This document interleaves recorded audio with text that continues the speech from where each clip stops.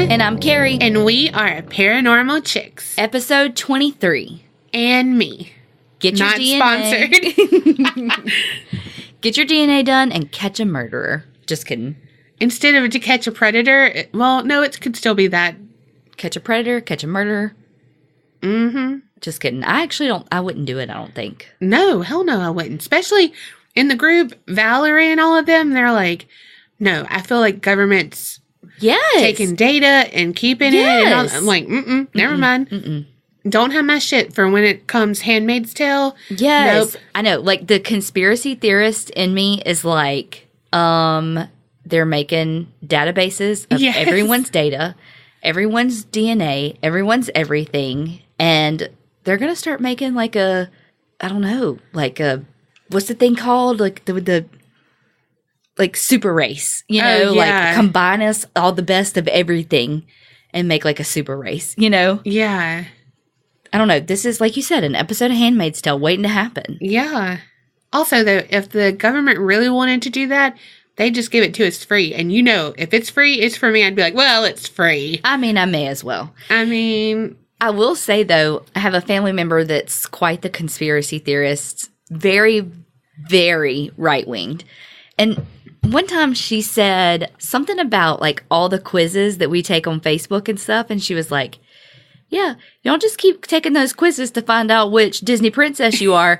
Meanwhile, they're getting all your fucking information. Damn. All your likes, all your dislikes, all your birthday, your eye color, your blah, blah, blah. They're getting all this stuff from you that you answer. Fuck. I just want to know if I'm Ariel. Mind blown. Like, I was like, damn. Because, there's a part of me that's like, is this real? I know. But then, of course, I want to know what I look like as the opposite sex. I mean, I'm pretty handsome, an old person. Yes. Yeah. Like, I have to know. Or if I was a model, I have to see what I would look like on the cover of a magazine. Sidebar. Ocean. That reminded me, because when you said, like, it made me think of Snapchat filters. Oh, yeah. There's a new thing. Like, how there's body dysmorphia? Uh-huh. There's a new thing called Snapchat dysmorphia. Really? Where people, that's not exactly what it is, but it's like body dysmorphia and like Snapchat or filter or something like that combined to make a word. Okay. And Robin Meade told me about it on Headline News. And so people are like taking their Snapchat filtered faces to plastic surgeons and being like, make me look like this. Holy frick. Yeah. And so they're like, kind of playing devil's advocate, being like, well, I mean, at least they're wanting to look still like themselves, just, versus taking like an unattainable like actress. But on the other hand, it's still it's a filter. Yeah, it's still not attainable. Your eyes are bigger, your skin's clearer, your nose is smaller, your lips are bigger, your eyelashes are longer. I mean, you're a dog.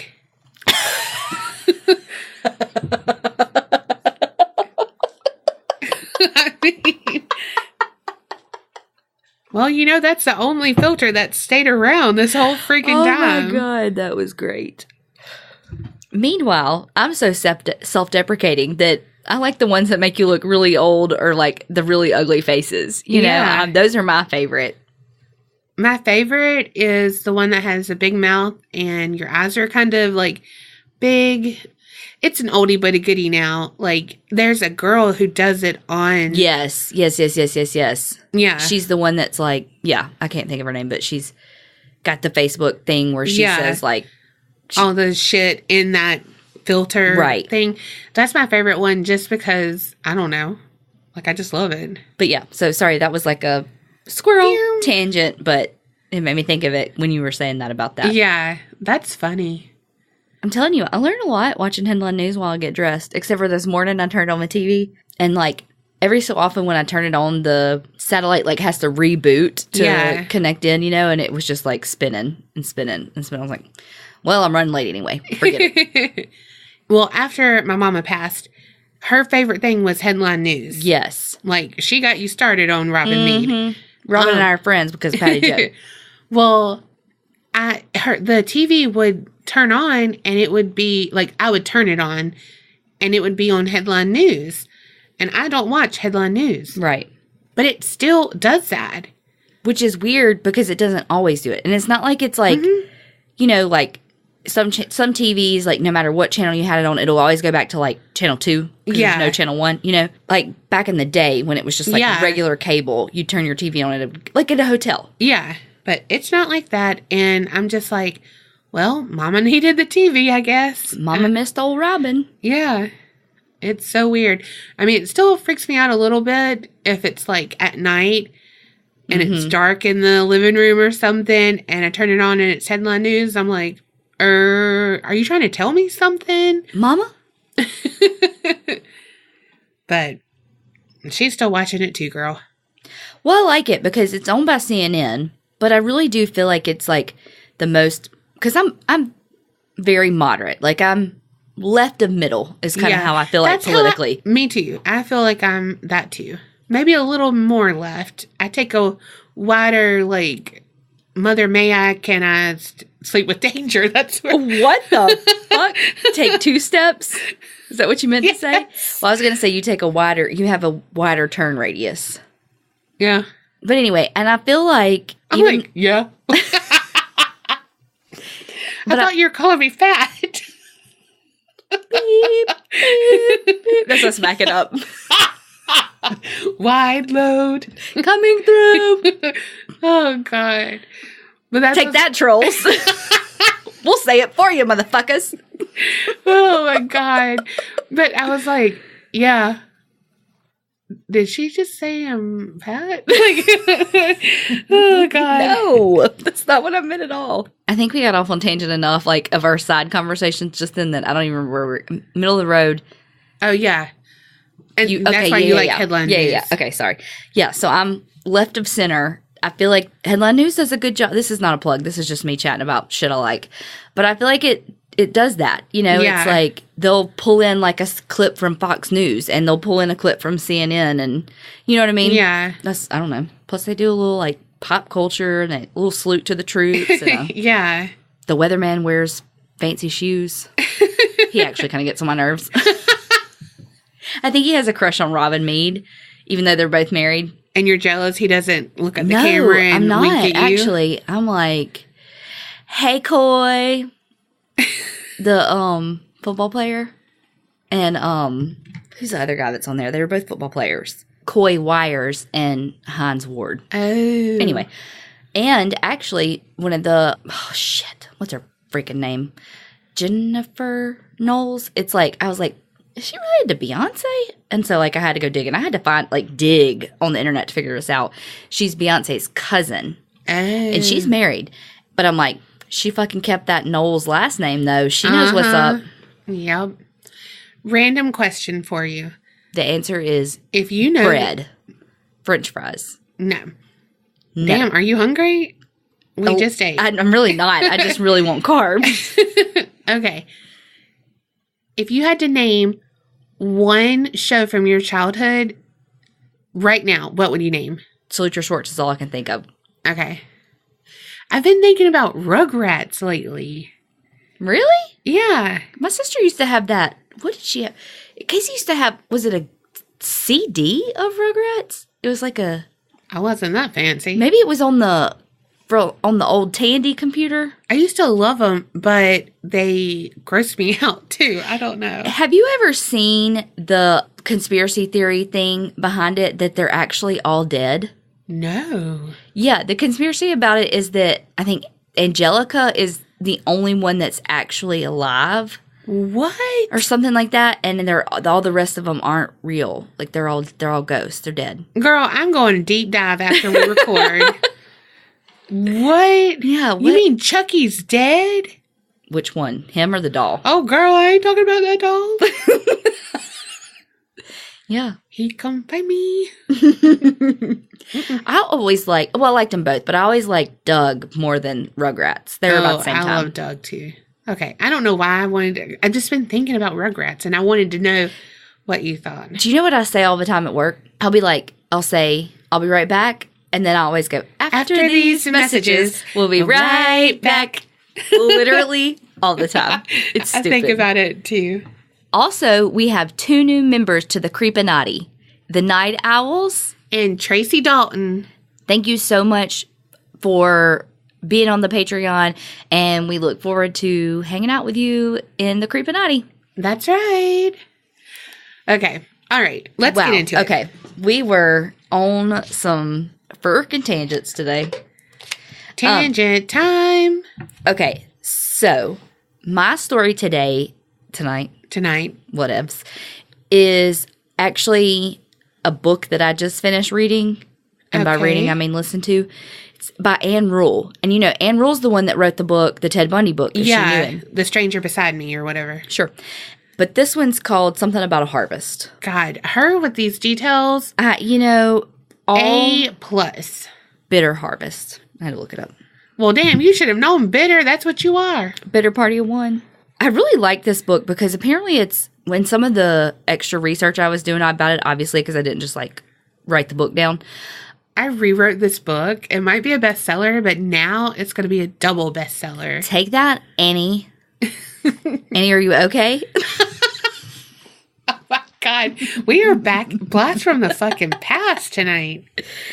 But anyway, in some of the research I was doing, it said that the book was 495 pages or something, but the audiobook was 3 hours. And I listened to that on 1.5. Wait, so was it an abridged version that you... I think the actual book was because it just had so many pictures, because they said that she did a good job of showing pictures and all this other stuff. So maybe that's why. I don't know. And I listened to that shit on 1.5 though. I don't understand. So we got through that book in 2 hours. Damn. I don't know how long. I can't do that math. Okay, anyway. It is about Dr. Debora Green. So Debora Green was born February 28th, 1951. She was the second of two daughters to Joan and Bob Jones. They lived in Havana, Illinois.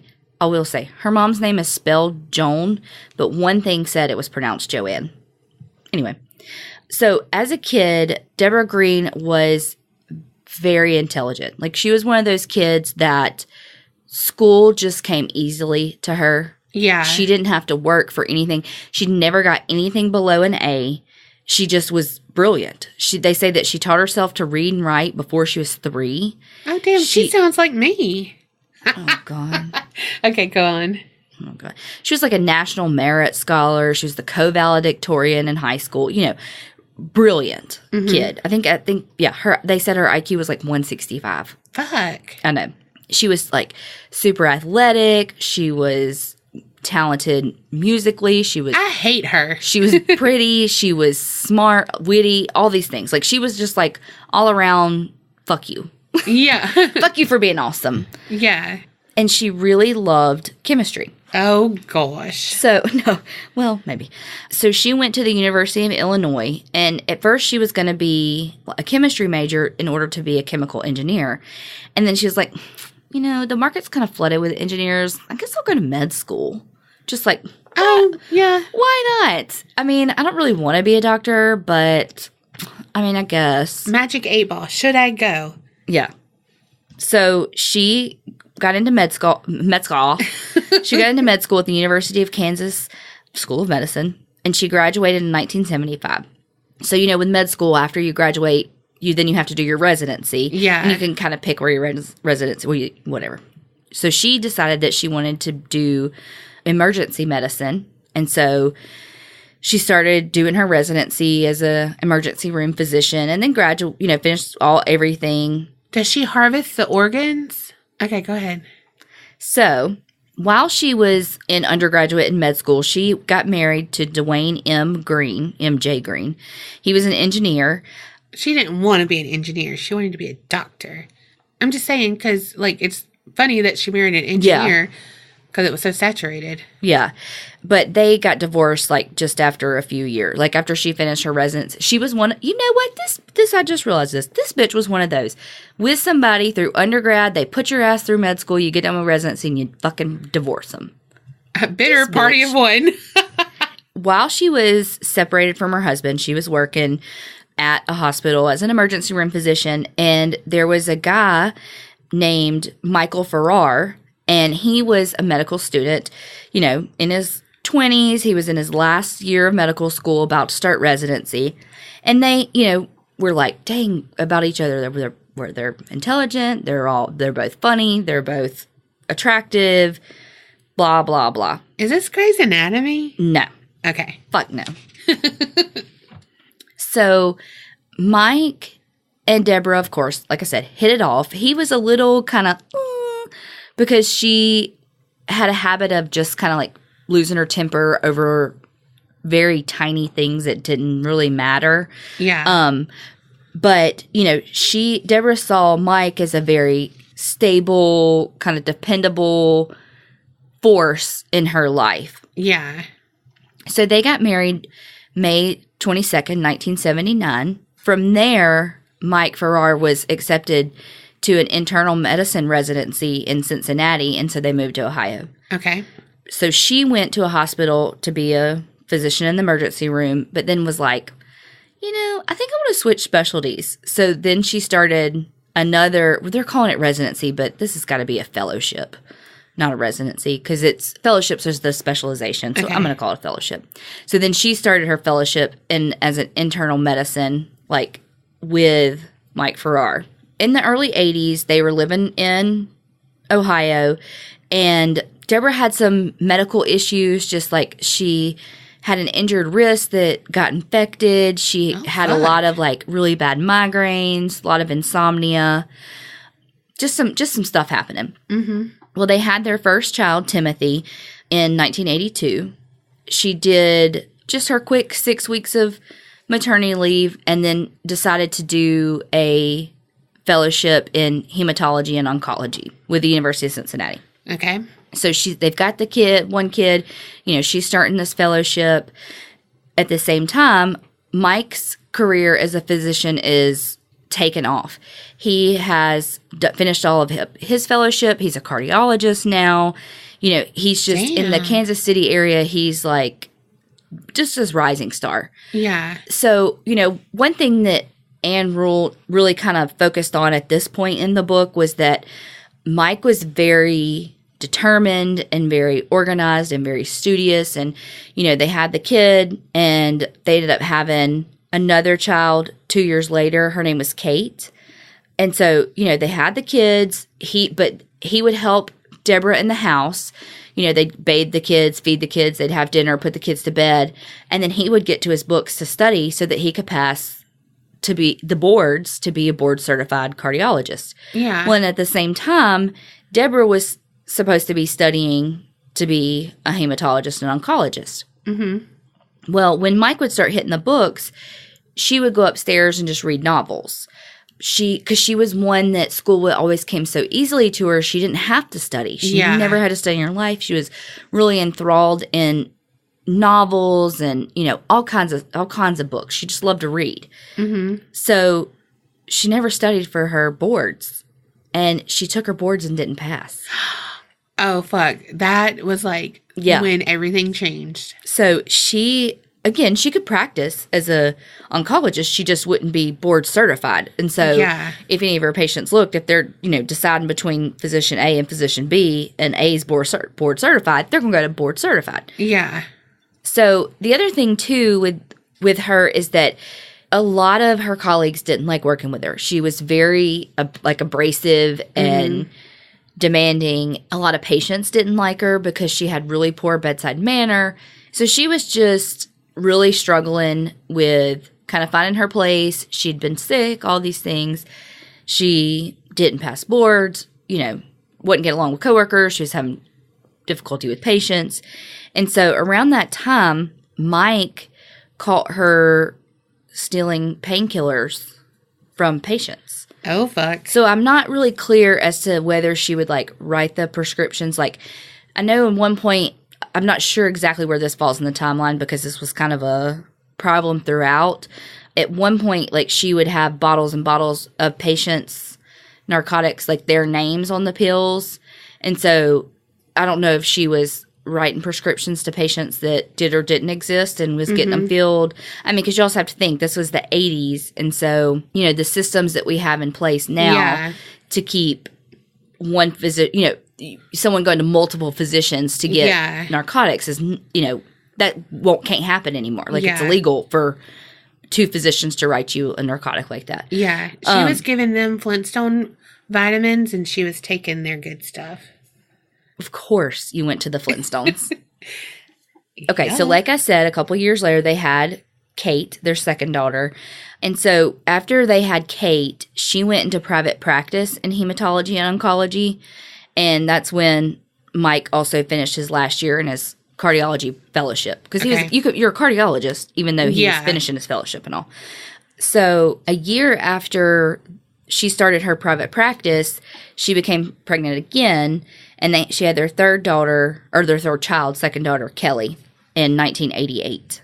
So for our children, because they had, she kept her name because they're physicians, and that's kind of how that goes. But they went to Pembroke Hill School. It was a private school in Kansas City. And by all accounts, she was a very involved mother. At this point, she let her practice go and was staying home with the kids. She, was the mom that took them to all their shit. Just the all-around kind of exactly what you think of when you think of a stay-at-home mom. Yeah, they weren't latchkey kids. Right. She was working part-time, but she was working part-time at home as a medical reviewer for Medicaid. And so she would get charts, and then she would review the charts and say, pay them or don't pay them, or this is right or this is wrong, blah, blah.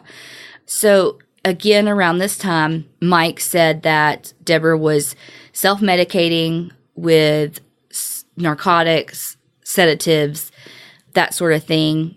And he said that, at that time, he would confront her because her demeanor would change, her handwriting would even be off, her speech would be, slurred and impaired, and he confronted her and was like, hey, this is bad. Like, you have all these medications from these different people. You have to stop. Yeah. Like, you could lose your license. Like, this, this would be life altering if you got busted.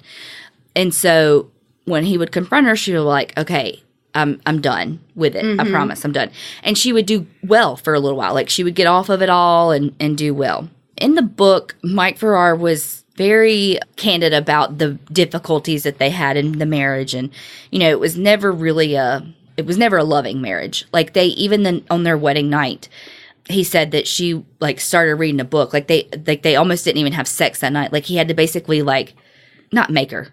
By God, don't make anybody have sex. But you know what I mean? Like, it was like, she's sitting over there fucking reading the book, and it's like, it's our wedding night. Like, are you kidding? Come on, put the book down, Yeah. So it was never, she was always kind of off in her own little world, and, it just wasn't a very loving relationship. It was almost a partnership. When the kids were young, she still had troubles with her anger and all of that. If something went wrong, she just couldn't cope, and she would fly into rages sometimes where she would just either harm herself or break things, and this could be in public or private, and she didn't care either. Gosh. And so Mike, of course, as a cardiologist, worked incredibly long hours, but then also intentionally worked long hours to get away from her because it was not a good marriage. One of the things that really aggravated me in the book was that one of the biggest issues that he had with her were, quote, her shortcomings as a homemaker. Like, which again, I get that she's working part-time and he's working probably 80 plus hours a week. And so that's her role in their partnership, that she kind of manages the household. And he said that the house was always messy and blah, blah, blah. I don't know. It annoyed me in the book, though. I'm like, okay, she's got to clean I don't know. It annoyed me in the book. But on the flip side, I can see he's working 80 plus hours a week. Yeah. And she works part-time so that she can be a homemaker, and she's not doing that. Yeah. So when Mike and Debora would fight, one thing that Debora would always do is that she would treat the children as adults, and she would talk to them and, kind of really fill their heads about how shitty Mike was, and would, say like, oh, he doesn't love us. Look he's always going to work, and he's working all these hours, and he's never here. And, all these things had gotten to the point where their oldest Tim was old enough to really understand it all. And, she had filled his head with so much and just made him start hating his dad so much that one time they got into a physical altercation. Like, holy fuck. Tim came at him, and Mike, like, grabbed his throat and pushed him up against the wall and was like, holy shit, what am I doing? You know? Yeah. So in 1994, January, Mike asked for a divorce. He was dreading telling her. Yeah, because she's going to blow fucking up. Flip exactly. out. She thought he was having an affair, but then also, like, later was like, oh, I was so surprised that he didn't think our marriage was working, kind of thing. Yeah. And so she flew off the handle. She was shouting. She was throwing things. She, like, called the kids in the room to be like, look, your father doesn't love us. He's leaving us. He's such a shitty person. Like, you know, all this stuff. So he moves into an apartment, and they were separated for about 4 months, but they wanted to try to make it work.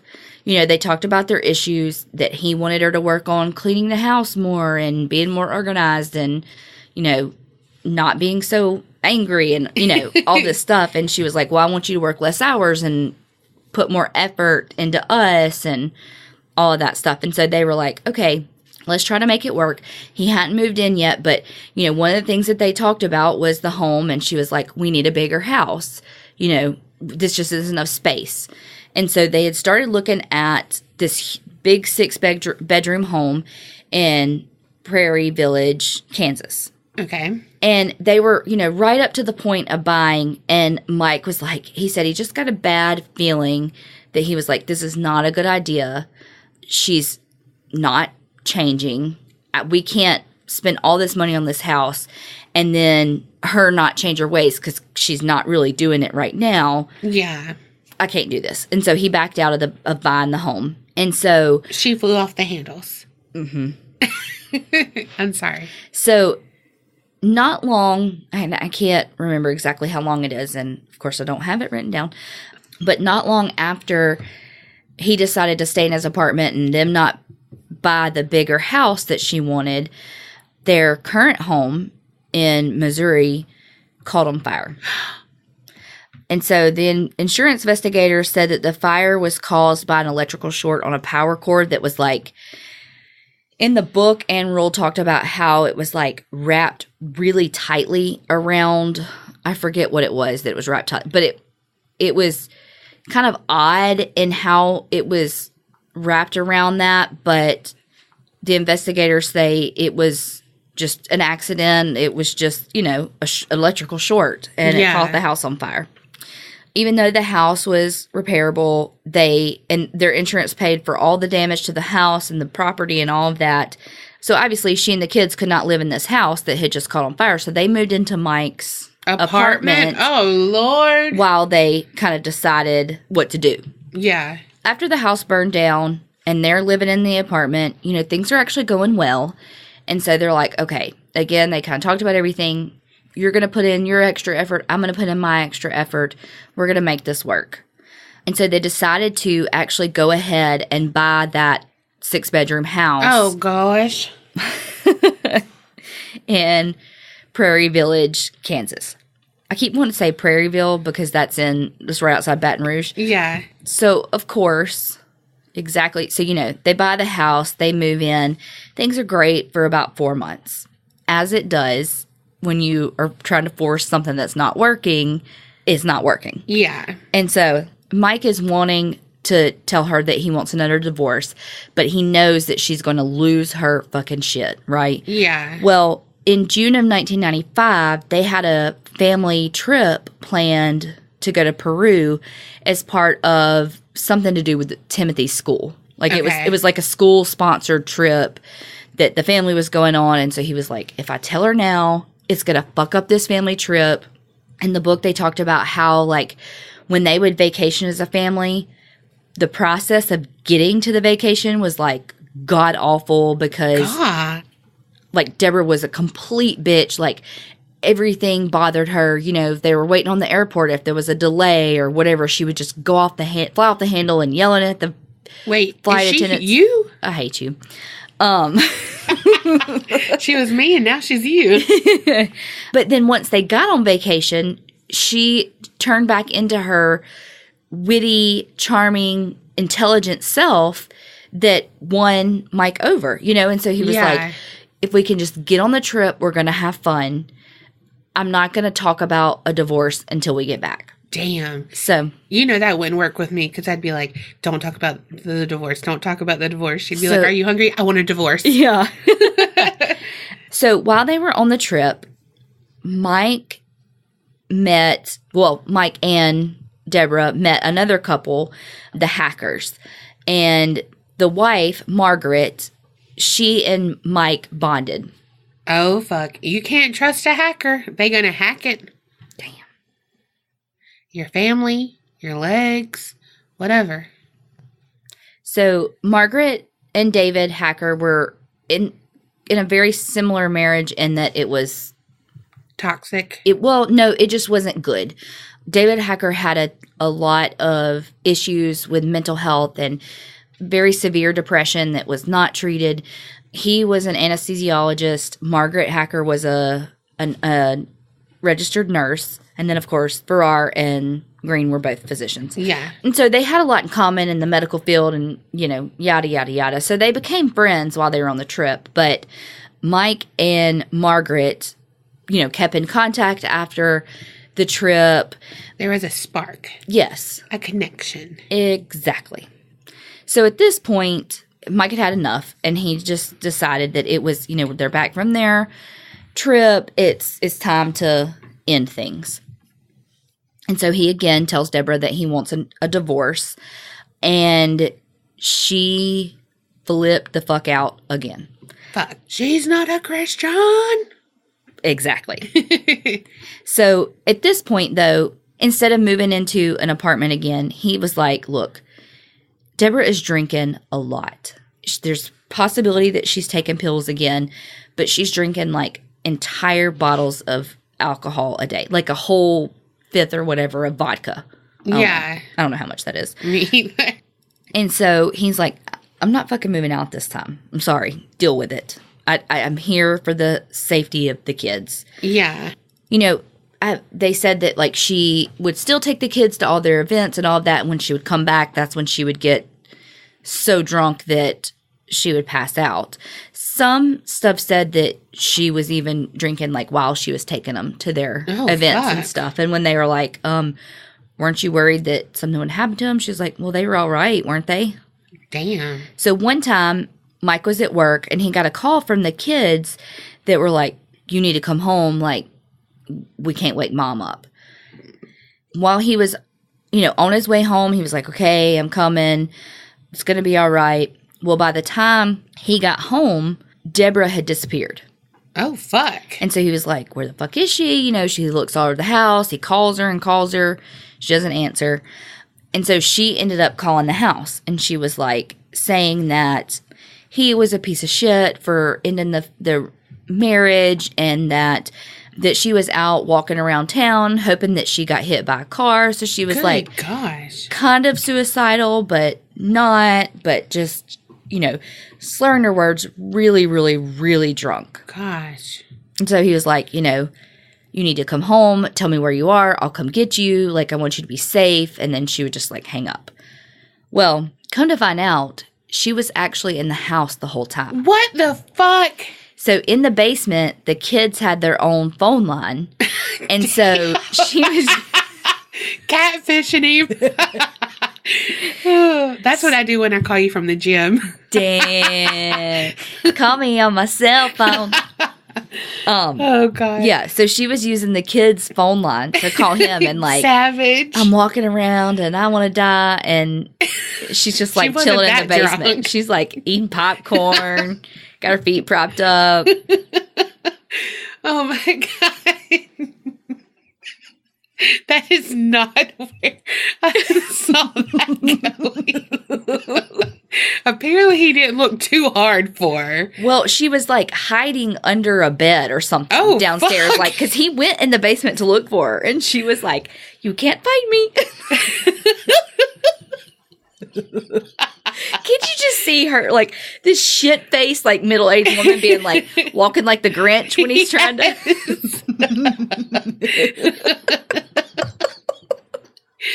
Oh, my God. I just picture her underneath the bed, like, her arms out. And like then, on Matilda when she holds herself up under the yes. Kitchen table. Yes, and it's like she wants the bottle in her hand, but she doesn't. But she can't. Like, you know what She's I like, mean? I can't hold myself up. And oh my gosh! And was it a landline or a a cordless phone? Because if it was a landline, he had to see the line. Well, he wasn't like walking around in the basement talking to her on the phone. I know, but I mean, he was like up in the living room. Meanwhile, he's like, why is the base of the cordless phone lit up? Where's the cordless phone? Oh my God. Did he find this out? Yes. Okay. Okay, I'm sorry. That just threw me for a loop. Y'all, I wish you could have seen her face when I said she was in the house the whole time. Because, damn, she wasn't that far gone. I know. Well, she was fucking smart. Drunk or not, she was brilliant. She was probably like, these fucking kids are getting on my nerves. Okay, I'm unresponsive. Play dead. And then they're like, Dad. And she's like, oh yeah, I'm going to fuck up his work day. I'm going to show him. Hurry down to the fucking basement. Golly. Oh my God, that's great. Okay, so on October 23rd, Mike goes to pick up two of the kids to take Tim to a hockey game that he had. And I think Kelly came with them. It was one of the girls. I'm not sure which one. Tim had an amazing hockey game, like scored all the goals. Yeah. Mighty Ducks, basically. The movie was made after him. He was the coach. Just kidding. Allegedly. Copyright. So when he took them back to the lake where they... I'm sorry. Damn. Go. Where the ducks flew off. Yeah. Took the lake with it. Fried green tomatoes. Yeah. Okay. So let me... back up to where he didn't have a good game. Is that what you're Yeah. say? Yes. Mike did, I think, at that point, after she pretended to be hiding in the basement, or pretended to not be hiding, pretended to be dying, and was actually in the basement. Which, I mean, she could die because... alcohol poisoning and shit. Well, I was going to say demons, but okay. I mean, basements, y'all. Oh, God. Okay. He did end up moving back out. Well, yeah. He was like, peace. Well, again, you know, he really had a tough time living there, too, because she really had turned the kids against him. Yeah. And he was trying to build the pieces back with the kids of, you know, he admitted he wasn't the best father that he should have been, and he was distant and all of that. At this point, he was having a relationship with Margaret Hacker, whose husband... he was an anesthesiologist with all the issues with depression and such. Yeah. He actually ended up committing suicide. Oh, fuck. She, I think, was actually suspected of killing him because they had been, you know, there was just rumors. Not like, I mean, she was investigated in that anytime anybody dies outside of a hospital, their death is investigated. And so they looked into it, you know, had to have all the autopsy and all that. And, you know, he was an anesthesiologist and he used his knowledge to make the perfect cocktail to kill himself. And so, you know, Margaret and Mike kind of found solace in one another, and that they both were in these awful marriages. Margaret's husband committed suicide, you know, so they started having an affair. One thing I actually read in an article, and I was like, you know what? I thought this was weird too. But then when the article said it, I was like, yeah. That I felt like Anne Rule in her book was very like, you know, Mike had to have the affair because it was such a bad relationship. You know, like she just... yeah. She kind of made Mike almost like a hero when he's not really. You know what I mean? Yeah. Like, he played his part. Not saying that everything that you're about to hear that happened, like, was his doing, but... he wasn't this, like, infallible, perfect husband and father. He needs... We want to give him the responsibility that he needs to take, you know? Yeah. So in August of... I'm going to back up a smidgen from October. In August, around the time... right before Mike had moved out, he started getting really sick. Oh, fuck. He was having a ton of, like, nausea, vomiting, diarrhea, fever, so bad that he went to the hospital. Shit. And they were like, well, you probably got something from your trip to Peru. So, he had that kind of first bout of symptoms, got a little bit better. But then on August 18th was hospitalized because he was so fucking sick, so dehydrated, really, really high fever. That's why he needed to eat out every day. McDonald's every day. Damn. So this time when he was in the hospital, the doctors said that the infection that he had basically damaged so much tissue that the infection got into his blood and he was septic. It created sepsis. Holy fuck. So he was like legit Bad. about to die. Yeah.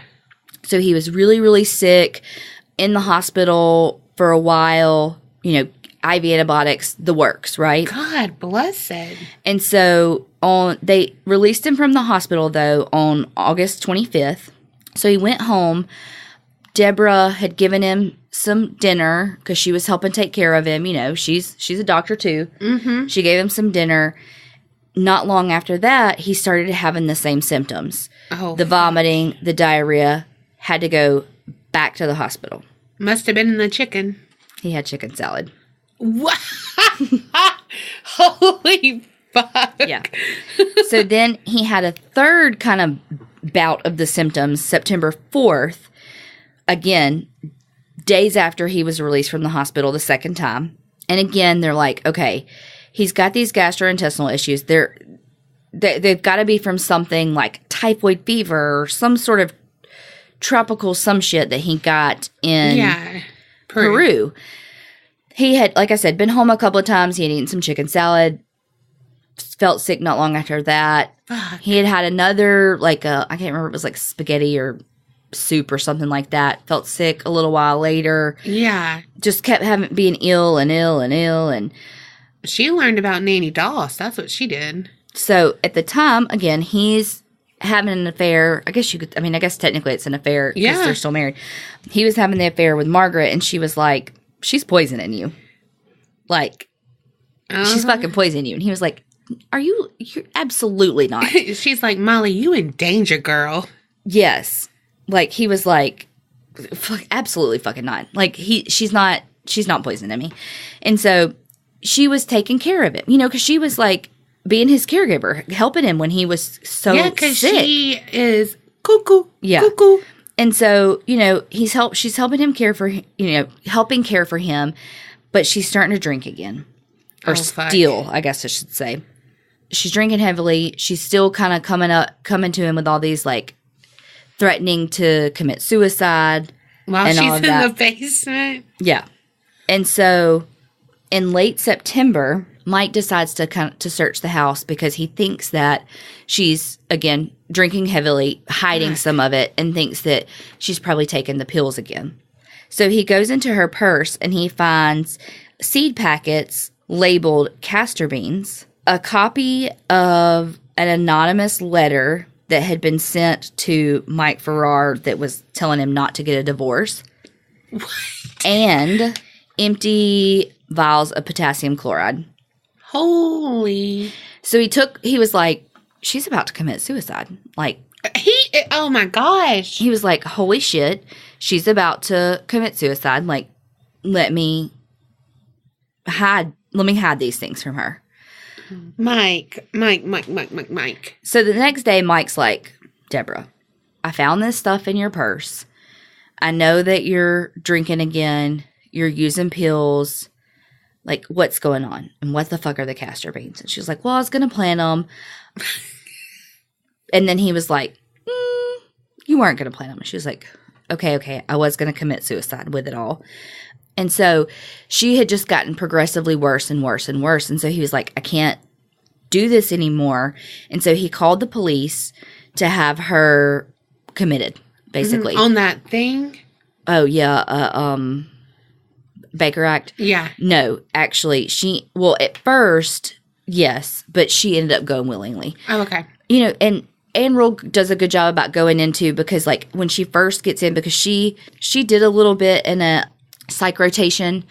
And so the physician that was in the psych department knew her. And it was like, that doctor knew that according to reports, she was like shit-faced. But when she got there, she's like, I smelled alcohol on her, but, you know, she seemed coherent. The first thing she said when they rolled her in was, great, somebody I know. You know, because she was embarrassed that she knew the physician that was going to do her intake and all of that. You know, and she was like, okay, yeah, she was disheveled. And again, I could smell alcohol on her, but, you know, she seemed fine. She answered all the questions appropriately and, you know, everything was fine. Well, then Mike walked in because, you know, the doctor's like, there's two sides to every story. Like, you know, when she's looking at Debora, she has no idea why he had called the police to have her, you know, taken in on a psychiatric hold. Yeah. Well, then Mike walks in and she flips her lid and she tells him, you're going to get these kids over our dead bodies. Just, I mean, lost her shit. Well, they ended up getting her to agree to a voluntary commitment. So she was able to leave whenever she wanted to from the psych hold. Okay. When she was in the hospital, she was diagnosed with major bipolar depression with suicidal impulses. And she was given, you know, Klonopin, Prozac, and some other drug I can't say. Transine is what I'm going to call it. She was in the hospital for 4 days. While she's in the hospital, Mike starts researching the castor beans and found out that the castor beans, like, in their true form is not poison, but when it's, like, ground down, it's actually ricin poisoning. What? Yes. And so he was like, holy fuck, she's poisoning me. Mm-hmm. Ding, ding, ding. Duh. And so that's when he moved out. Well, it just took a whole novel to get him to move out. Good Lord. All signs point to this. It must be the other thing. I know. Well, I mean, but truly, I know though, he's in it, and yeah, I mean, it's hindsight's 20/20, and I mean, that would be like, I mean, I don't know, because I don't know of anybody that has that type of relationship, but I mean, to think that your spouse would actually try to kill you, that's got to be, I mean, how do you even? Well, if she's like, I don't know. I mean, just how do you even process that? I feel like of all this stuff she's already lied about, I wouldn't trust her anyway. True. And then if someone's like from the outside saying that, and it's like, okay, I've almost died from this, and you know what I mean? Like multiple times, back to back. Okay, you might be right. Maybe I don't need to, like, just try it out. Yeah. Go do something else. Eat with your lady friend over there and not at home. Yeah. And don't drink anything but, like, bottled water that you have, just to see. Like how you say to do, if your stomach hurts and you say, like an elimination diet. Yeah. That's what you need to do, just to see. Just to be like, I might be crazy, but let me see. Trust your gut, people. Quite literally. Yeah. Because he had the diarrhea. But, I mean, if it says don't eat bull peanuts, it's lying to you. Go ahead. Eat them. Okay. So, we're going to come back forward to October 23rd. So, again, went to the hockey game. Amazing game. All the goals. He gets back to the house about 8:45, hangs out with the kids for a little while. You know, they talk about the game. You know, he's like, oh, blah, blah, love you. Bye. And so when he left the house, he went over to Margaret Hacker's house. They had dinner. You know, they were sitting down to watch a movie. And then he got on his pager, because he's a cardiologist, he got a call to call the house, where his kids are. And so he called, and she answered and was like, I didn't page you. He's like, well, somebody did. I mean, I have a page from the house. And she was like, well, I mean, I guess it could have been Tim, but he's asleep. Do you want me to go wake him up? And he's like, no, just, clearly it's not something he needs, whatever. And she was like, well, what are you doing? And he was like, I'm at dinner with friends. Like, let me know if he needs anything. Bye, kind of thing. And so right after that, he was like, all right, well, it's 11:30. I'm going to go back to my apartment. So he goes to his apartment, and Oh, God. Did Tim need help and he didn't go at first? So while he's at home, I'm not going to tell you yes or no. Poor tiny Tim. Okay, so he's at home and his phone rings at his house and he answers and it's Debora and she's like, oh, I wasn't expecting you to be home. And he was like, why? Like what? And she was like, well, I was going to leave you a message basically telling you how shitty you are. And I wrote out this whole thing and I was going to read it. Yeah. I got to call you back. Bye. I'm going to call back. Don't answer this time. Okay, bye. I'm waiting for the beep. Damn. Oh, shit. I could just see her, like, on the phone and her eyes going like, oh, fuck, oh, fuck, oh, fuck. Mm-hmm. New phone, who dis? Bye. That wasn't a thing then. When she called him, was like, oh, you weren't supposed to answer. He was like, you know what? Fuck you. I'm tired of this. Like, he had been more pleasant than he should have been. Yeah. And this whole time, he was like, you're clearly drunk. You've poisoned me. You have turned the kids against me. You are a piece of shit, and I'm tired of it. Yeah. Stop calling me. Stay out of my life, basically. You're off my call list. One of our friends' ex-boyfriend called her to be like, hey, like this is like months after they broke up and she's like, what do you want? And he's like, well, I just wanted to call and see how you were. And she's like, why? And he got all butthurt about it. Was like, I'm going to take you off my call list. She's like, okay, bye.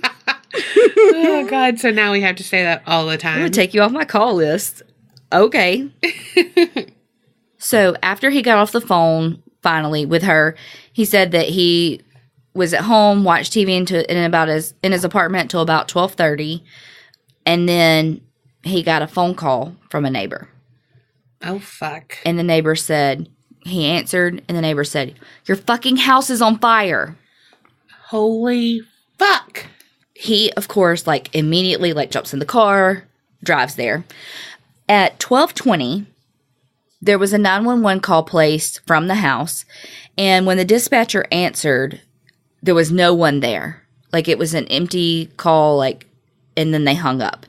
And so, I want to say in the book, Ann Rule said that the dispatcher, like, recognized the address or something like that and was like, what? Had a gut feeling, was like, I'm sending somebody out there. Yeah. Like, even though nobody was on the line, like, something's up. The dispatcher sent a police car out, and when the car got there, it saw that this huge house is just engulfed in flames. Fuck. And so they classified the house as a 2-alarm fire, like, let's go. Yeah. And so when the first firefighters got on the scene, they found Debora Green and their 10-year-old daughter, Kate, outside of the house. Oh, fuck. Both of them were, in their pajamas. Kate told the firefighters, help me, my brother and sister are in the house. Oh, my gosh. And so Timothy, who was 13, and Kelly, who was 6, again, was still inside the house. Oh, my God. Did they die? Oh, my God. Kate's the one who was, like, frantic and said, my brother and sister are still in the house. You got to go help them. Debora Green was just standing there. What the fuck? And so they just say that, like, her demeanor was just very calm, very controlled, very cool. And it's like, her kids are in this house. She's not fighting for them. She's not trying to go get them. She's, just standing there. And so initially firefighters tried to go into the house on the first floor, and they get a little ways in, but the smoke and the heat it was literally too much for the firefighters, and so they had to get out of the house. They could not search anymore, and so they just had to work on putting the fire out. Holy fuck! And so, oh my gosh, the house was almost completely destroyed. Only the garage and some of the front stonework was left. Oh my God, they died. The fire had spread so rapidly. There were some high winds at the time. Just the speed in which the house caught on fire, they were like, there has to be an accelerant. And so they took Kate and Debora and, because Mike's there at the time, he's there. They took the three of them to the police station. It wasn't until the next morning that they had gotten the fire out and the house cool enough to actually go in to find the bodies. Oh my gosh. Kelly was... Don't tell me, don't tell me, don't tell me. I have to. Kelly was still in her bed. No, God. She had died of smoke inhalation. And so you could tell that she didn't even... She probably did not even know that there was a fire. She was asleep and had died of the smoke inhalation before she even knew what was going on. Okay. She was in her bed. They found Tim on the first floor, and they thought maybe he was trying to crawl out. Oh, no. But when they did the autopsy, they found that he had actually died of smoke inhalation too, and that the flooring in his bed on the second floor had just collapsed, and he actually fell through to the first floor after he had already died. So I think that he suffered more than Kelly, but not like it was initially thought, because his body was on the first floor. Yeah. Do you think she put anything in there, like gave them something to make them sleep? I don't know. Now we're going to kind of break this up into Debora's account, Kate's account, and Mike's account. Okay, so when the police are interviewing Debora about what happened, they've got the video recorder on her. She talks about that the day was normal. The kids went to their stuff. Tim and Kelly went to the hockey game. Kate was in this really big ballet. She was practicing for this huge, I think it was the Nutcracker, where she had this, I don't know, we just talked about the Nutcracker at dinner tonight. And so, Kate had this big thing. So she had taken Kate, Mike had taken the other two kids, and, she told them all of that. She said that night she had only had 1 or 2 drinks after dinner. When she went into her bedroom, she said she only came out to speak to Tim when he was in the kitchen sometime between 10 and 11. And then Timothy went to bed. She said that Kelly and Kate had gone to bed earlier, taking 2 of the family's 2 dogs with them. And Rule, you fucking left that part out in the book, that there were 2 motherfucking dogs. The fuck? God. Somehow in my research I skipped that part. Maybe my brain didn't want me to see it, because that's new news to me. Oh my gosh. What the fuck? So, bless it. She said at some point before she fell asleep that she remembered talking on the phone to Mike, and that he had called and said that somebody in the house had paged him, and that she told him they were getting a divorce, and she was like, I didn't page him. And so I told him, must have been one of the kids. And so she said then she went to sleep. At some point she was woken from the sound of the alarm system. And that at first she thought it was a false alarm, that maybe the dogs, because the dogs sometimes will trigger the burglar alarm. Okay. And so at first she thought it was that, and she tried to shut off the alarm at the control panel in her bedroom, but it kept going, and she was like, what the fuck? So she opened the door to her bedroom and found smoke bellowing through the hallway. So she said that this deck that's connected to her bedroom, that's how she got out, and that while she was standing on the deck, she heard her son Tim on the intercom system calling to ask her what he should do. Oh my gosh. And she told the police, he used to be my 13-year-old. And she said that she told him to stay in the house and wait for firefighters to rescue him. What? So she went to the neighbor's house, knocked on the door, told them to call 811, not 911, 811. What? No. I'm sorry, 111. Not this article right here said 911, but in the book they said that she told them to call 111, and they were like, what? But obviously they knew what to do. When she got back to the house, she found Kate, who had climbed through her second floor bedroom window onto the roof of the garage, and that Debora told Kate to jump, and that Kate was like, I'm scared, and she's like, jump right now. Oh my God, I feel like I'm watching damn This Is Us. Oh, yeah. Yeah, it was pretty much that. Yeah. And so, detectives, while they were, in the interview, they were like, she's not crying. In fact, she's like talkative and fucking cheerful even throughout this interview. Like, she was like that witty kind of, that persona that she had. Yeah. And they noticed that she kept talking about Tim and Kelly in past tense. And that she would, like, when she would talk about her kids, too, she would refer to them as their ages and not their names. It's like, my 13-year-old, my 6-year-old, instead of Tim and Kelly. Oh, my gosh. She had some inconsistencies in her stories, like little things like what time she went to bed, that kind of thing. She kind of, like, flip-flopped in her, during the investigation, like, or not during the investigation, in that interview, like, she went from, like, chatty and talkative and all these things, and then all of a sudden when they got there at 5:30 to tell her that, because it was 5 o'clock in the morning before they were finally able to get into the house. It was so hot that it was 5 hours from putting that flame, putting it out and letting it cool enough so that they could go in. That's how big and hot that fire was. Holy shit. When they told her that Tim and Kelly had been found dead, she reacted with some sadness, but then, like, immediately changed to anger and told the detectives that the firefighters didn't do enough to save her children and that she had been cooperative and friendly. And then she started saying that the detectives were pathetic and that they had withheld their knowledge from her of her children's death, and she was demanding that she be able to see Mike and the remains of the house.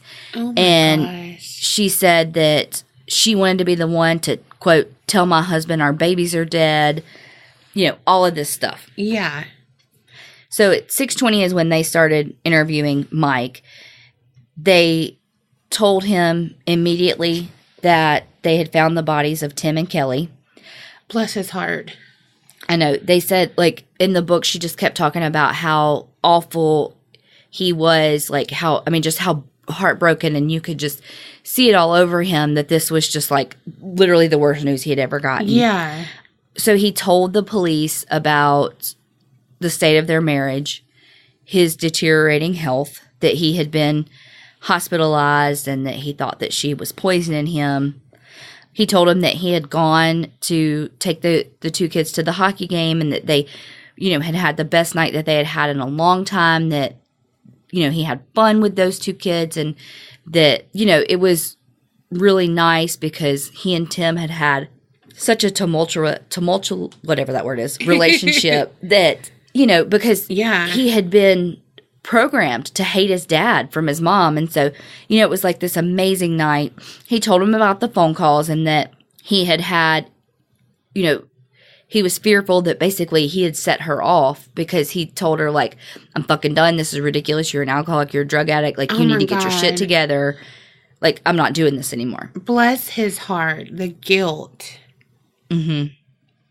At least they had that really good night. I know. So after his interview, he immediately filed for divorce and filed for custody of Kate, who had been taken by his parents while they kind of dealt with the police in the situation. The courts later awarded temporary custody of Kate to Mike's parents. And because of just, like, Debora's instability and then Kate's professed anger towards her father, because, again, she, too, had been brainwashed for all these years to hate her father, that he's this shitty person that's choosing this girlfriend over them and, all this stuff. And so Debora was allowed to do, like, supervised visits with Kate, but Mike didn't have to have supervised. He could just have visits. Kate's story, she was interviewed on October 26th, so 3 days after. She said that on that night she woke up to find that, like, the fire was burning. She could see smoke seeping into her room, so she opened her bedroom door and called to her brother, and then closed the door and called. She's the one that called 911. Oh. That call with no one. Wow. She crawled out of her bedroom onto the window, like out the window, to escape the fire, and that when she saw her mother, she said that her mother was, quote, terribly upset. She called to her, and Debora told her to jump down, and that she was like, "It's okay, I'll catch you." When Kate did jump, Debora didn't catch her, but she was okay. And that of course she's not going to catch you. And then that, like, right after that is when Mike got there, and that Kate said that Mike had been basically accused Debora of starting the fire, and then was worried that the whole time Debora was crying and worried about the kids. Oh, gosh.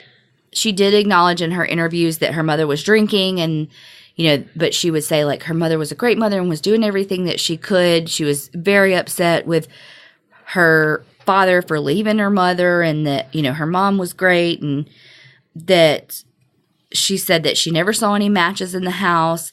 And she said that she was really surprised that Tim was not able to escape in the same route in which she did, out the bedroom window onto the roof. Because it's very odd that the two people that were with their dad that night are the two who passed away. The one who was living was, like, not the golden child, but almost the golden child, and that she was, like, in this big ballet coming up, Yeah. So after Debora was released from the police station on the 24th, Mike was like, "You know what? I'm going to let you come to my apartment for just a little bit so you can get washed up and get your clothes changed." He was like, "But you're not staying here. Like, you're the mother of my children, even though I think you may have killed them. I'm not going to put you on the street. You can come here and take a shower, but here's the money. Go get a fucking hotel." I wouldn't have even done that. And so she rented a room at a local hotel. She had a divorce attorney named Ellen Ryan, so that she had been, there's a whole, like, thing in the book about how much, like, Ellen Ryan had helped her for the divorce part. And so Debora called her and was like, "My babies are dead." And she's like, "What are you talking about?" And so she, told her that there was the fire and all this stuff. And so Ellen Ryan was, like, trying to be her champion and all that, because at this point, Debora Green was in a spiral. It was bad. Yeah. So they start investigating the fire. A dog that's trained to detect accelerants was brought in to help search the house. They ruled out any potential for it being accidental, like a furnace or electrical panel, and they figured out that there were multiple points of origins for the fire, which, of course, indicates arson. Yeah. That there were pour patterns, like POUR, pour patterns for accelerants found on the ground floor and the second floor, showing that flammable liquids were poured there. It covered this says that it covered many areas of the ground floor, blocked off the stairway from the second floor to the ground floor, and covered much of the hallway on the second floor. The pour patterns also, stopped right at the door to the master bedroom. Oh, my god. So the pour patterns did not go into the master bedroom. There was one drawer in the master bedroom bathroom, the master bath, that had, you could tell that, like, it was lit on fire, but that it, like, didn't do anything. Like, it was just, like, this one spot, and then that was it. The pour pattern, sketchy. But the pour pattern had also soaked into the carpeting in the hallway that led to the children's bedrooms. They never could figure out exactly what the liquid was. Hell, probably her alcohol. Oh, maybe. But there was a can of gasoline that was kept in the shed, but they were able to prove that it wasn't that. Whatever it was, though, somewhere between 3 and 10 U.S. gallons was used as accelerant. Good. Googly moogly. So, of course, now it becomes becomes a homicide investigation. Yeah, God. So they tested the clothes that were worn by Mike and Debora that night and took hair samples from both of them, because there could be, like, singes on the hair. And at first, neither one of their clothes showed any evidence for having been in contact with an accelerant. And, of course, Mike's hair showed no signs of singeing. But before Debora agreed to the hair test, she got 2 haircuts.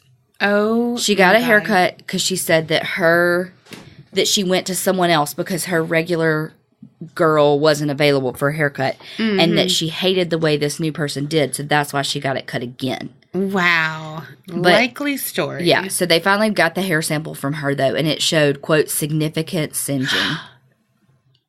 Detectives said that, like, that means that she had to be in close quarters to the flames. But according to her story, she saw smoke and left. Like, she never was actually in contact with it. Yeah. And didn't help her kids. So it wasn't like she was, like, fighting through the fire to get to her kids. Which is crazy. Yeah. For her to be like, stay there, Tim. Wait for firefighters. Are you fucking kidding me? Jump. Yes. Break your leg. I don't give a shit, but live. Yes. So the neighbors said that when she came to their door to ask for help, her hair was wet. Like, almost like she just showered. Oh, my gosh. So, of course, they're really looking at her. Yeah. I swear to God, if you're setting me up and it was, like, really him or something, and I have talked so bad about her. That's so funny. I'm sorry. Okay, so they start doing some more digging on the... Oh, my God. Was it Margaret? Okay, sorry. This is not a Lifetime movie. I'm sorry. Okay, so they start doing some more digging on the castor beans because they're like, clearly she was poisoning him. Fucking castor beans. Look how loud your laugh was. Like, it legit hurt my ears. I'm so sorry. But okay. What the fuck? So they start doing some more research to be like, okay, where did she find these castor beans? Like, we have to link them to her to prove that she was trying to kill him. And so they're like, okay, well, ended up, these beans are actually, like, out of season right now. So, like, places don't just have them. Yeah. And so they found this store where this person said, hey, yeah, we did have a lady that, like, made us order a fuck ton of castor beans for her, and they're out of season, and so we had to, like, special order them. And they're like, well, do you know who she was? And they were like, no, I have no idea who she was, but she came into the store to pick them up. Yeah. And they're like, can you identify her? And she was like, yeah, probably. And so she picked Debora out of a lineup of photographs. Mm-hmm. And then, so around this time, Mike's health is really bad. The sepsis had created an aneurysm in his brain. Shit. And so he had to have brain surgery. And so one thing about ricin poisoning is that it doesn't show up immediately on tests. But if you've been, like, after you've been poisoned by it, you'll create antibodies. And the more you've been exposed to it and the more you've been poisoned by it, the more and more antibodies you'll have. And so they did a blood sample from him to see if he had the ricin antibodies, which, of course, he had a fuck ton of them because he had been poisoned so much. Okay, so on November 22nd, they arrested Debora Green shortly after she dropped her daughter off for her ballet practice. So, and because her attorneys knew that the arrest was coming. And so they were like, look, when you arrest her, will you please just let her turn herself in? But the police were like, no, her behavior is too erratic. It's too unpredictable. Like, absolutely fucking not. Yeah. So that we're going to go arrest her. So she was charged with 2 counts of first-degree murder, 2 counts of attempted first-degree murder, and 1 count of aggravated arson.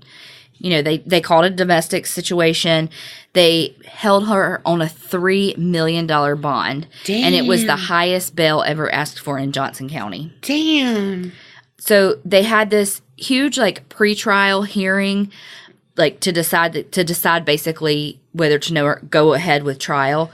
And so during the pretrial hearing, basically her defense was that Tim started the fire.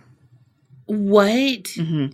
They said that Tim hated his dad so much that he was actually the one that was poisoning his dad because the first meal that he ate at the house that he was sick with was chicken salad, and that Mike on the stand was like, well, I don't actually know who made the chicken salad. Yeah.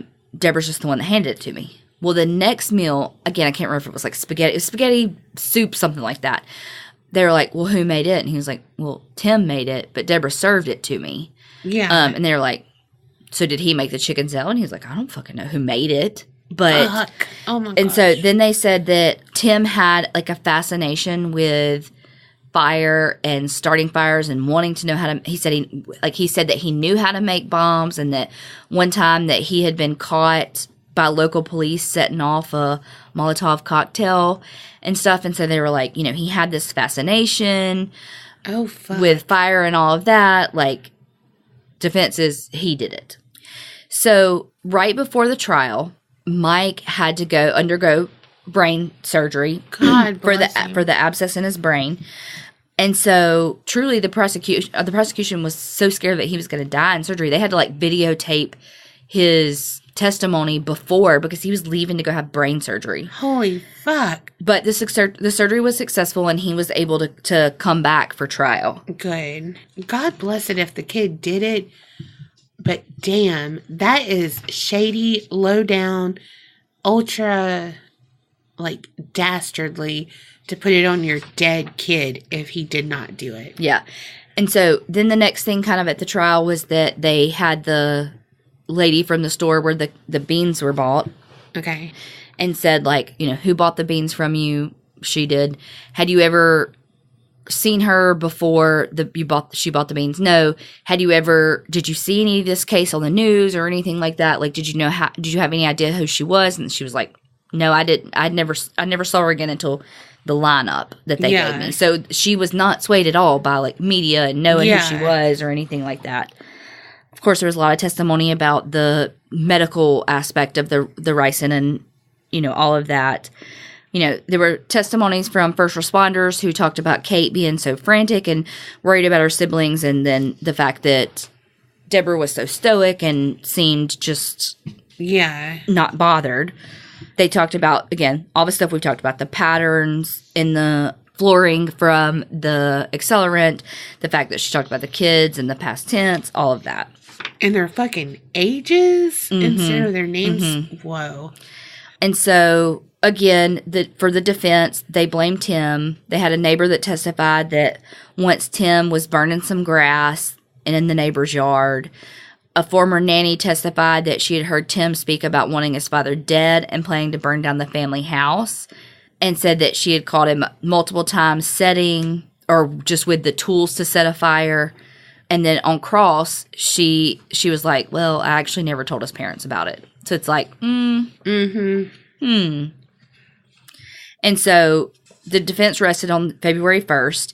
And then the judge decided that there was probable cause to hold Debora for trial, and her arraignment date was set for February 8th. And then with her trial being projected to start later. Mm-hmm. So because there were multiple deaths, the prosecutors were like, okay, we're going to seek the death penalty. And just a whole lot of legal mumbo jumbo that doesn't matter. She ended up taking a plea bargain on April 13th. So on April 17th, the plea bargain was made public. She appeared in court. She pled no contest to 5 charges, 2 counts of capital murder, 1 of arson, and 2 of attempted first-degree murder. In exchange for avoiding the death penalty, again, she pled no contest, and she got a prison sentence of 40 years without the possibility of parole. Just 40 years? Mm-hmm. Okay, so this is an excerpt from the book. I just want to read a little bit. After listening to a reading of the prosecution's case against her, Green read a statement to the court in which she said that she understood that the state had, quote, substantial evidence that she had caused her children's death, and that though her attorneys were prepared to provide evidence that she had not been in control of herself at the time of her children's death, she was choosing not to contest the state's evidence in hope that the end of the case would allow her family, especially her surviving daughter, to begin to heal. So they were trying to do like a insanity plea, but also blame it on Tim. Throw it out there, see what sticks. Yeah. You know, long story short, because this has been very long, Mike got custody, and he ended up breaking up with Margaret after he had heart surgery to replace a valve that was eaten up by the sepsis from oh my God, he is deteriorating. The sepsis had destroyed his body. God bless it. He survived and, you know, went on to continue practicing as a cardiologist and all of that. But, you know, he did have to have a heart valve replacement, big surgery. So there's a ton of details I'm not telling because, hello, it was like a 3-hour book and this is a 2-hour episode of 2 stories. And so, you know, over time, he and his daughter got much closer and they kind of made amends and all of that. And he allowed her to keep in contact with her mother and was like, you know, didn't like listen on their phone calls or read any of the correspondence until he found a letter from her that just basically said she didn't do this and that he was a terrible father. And, just all this stuff, all the stuff that she had been saying all these years. Yeah. This whole fucking time. And so he called her and was like, you can continue to have access to her, but it will be monitored from here on out. You done fucked up. And she's like, I'm sorry, it won't ever happen again. It won't ever happen again. But he continued to monitor. Yeah. From there on out. And she's still in prison. Wow. Yeah. So that is Bitter Harvest, the annual book. Because of the seeds. That's why it's harvest? Mm-hmm. Damn, I thought it was organs. Yep. So that is the murder of Tim and Kelly. Bless their hearts. The attempted murder of Mike and Kate by Dr. Debora Green. First, do no harm. Apparently. She did harm to herself, harm to her kids, harm to her husband. To everybody. Yeah. Wow. Mm-hmm. That was good. Thanks. I was on the edge of my fucking seat. You know what I just thought about, too, though? When I took neuroanatomy, first of all, my professor was fucking amazing. He, had his own bees and would, bring us honey from his actual bees. Damn, that was sweet of him. Oh, God. Anyway, he was great.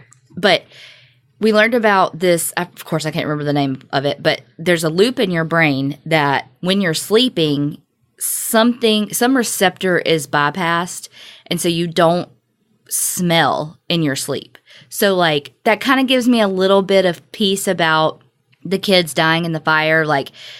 The smell of it didn't wake them up. So if they didn't hear the alarm or the alarm really actually never went off, I kind of wonder if it didn't, because she said she turned it off thinking it was the burglar alarm.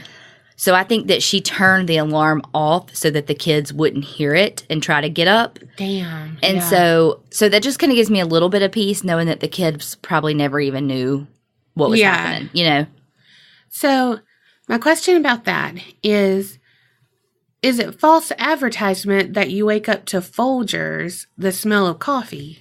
Mm-mm.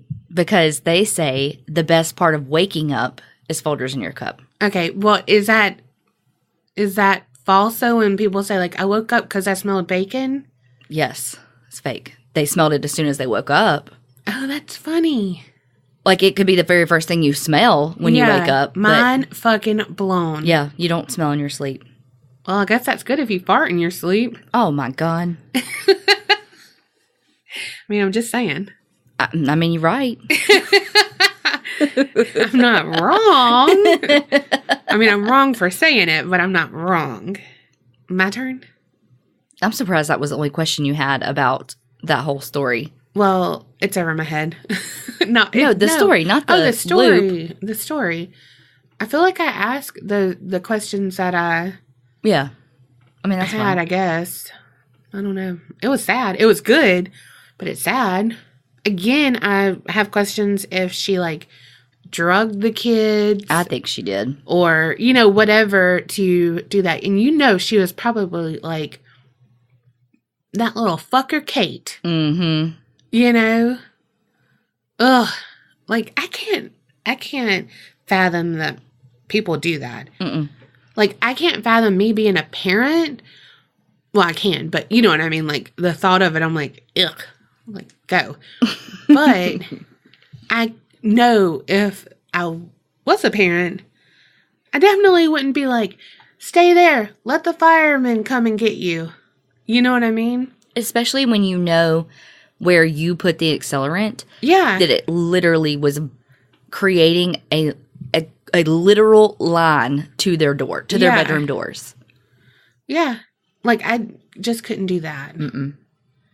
Again, we talked about it. I feel like burning alive is the worst. Yeah, luckily.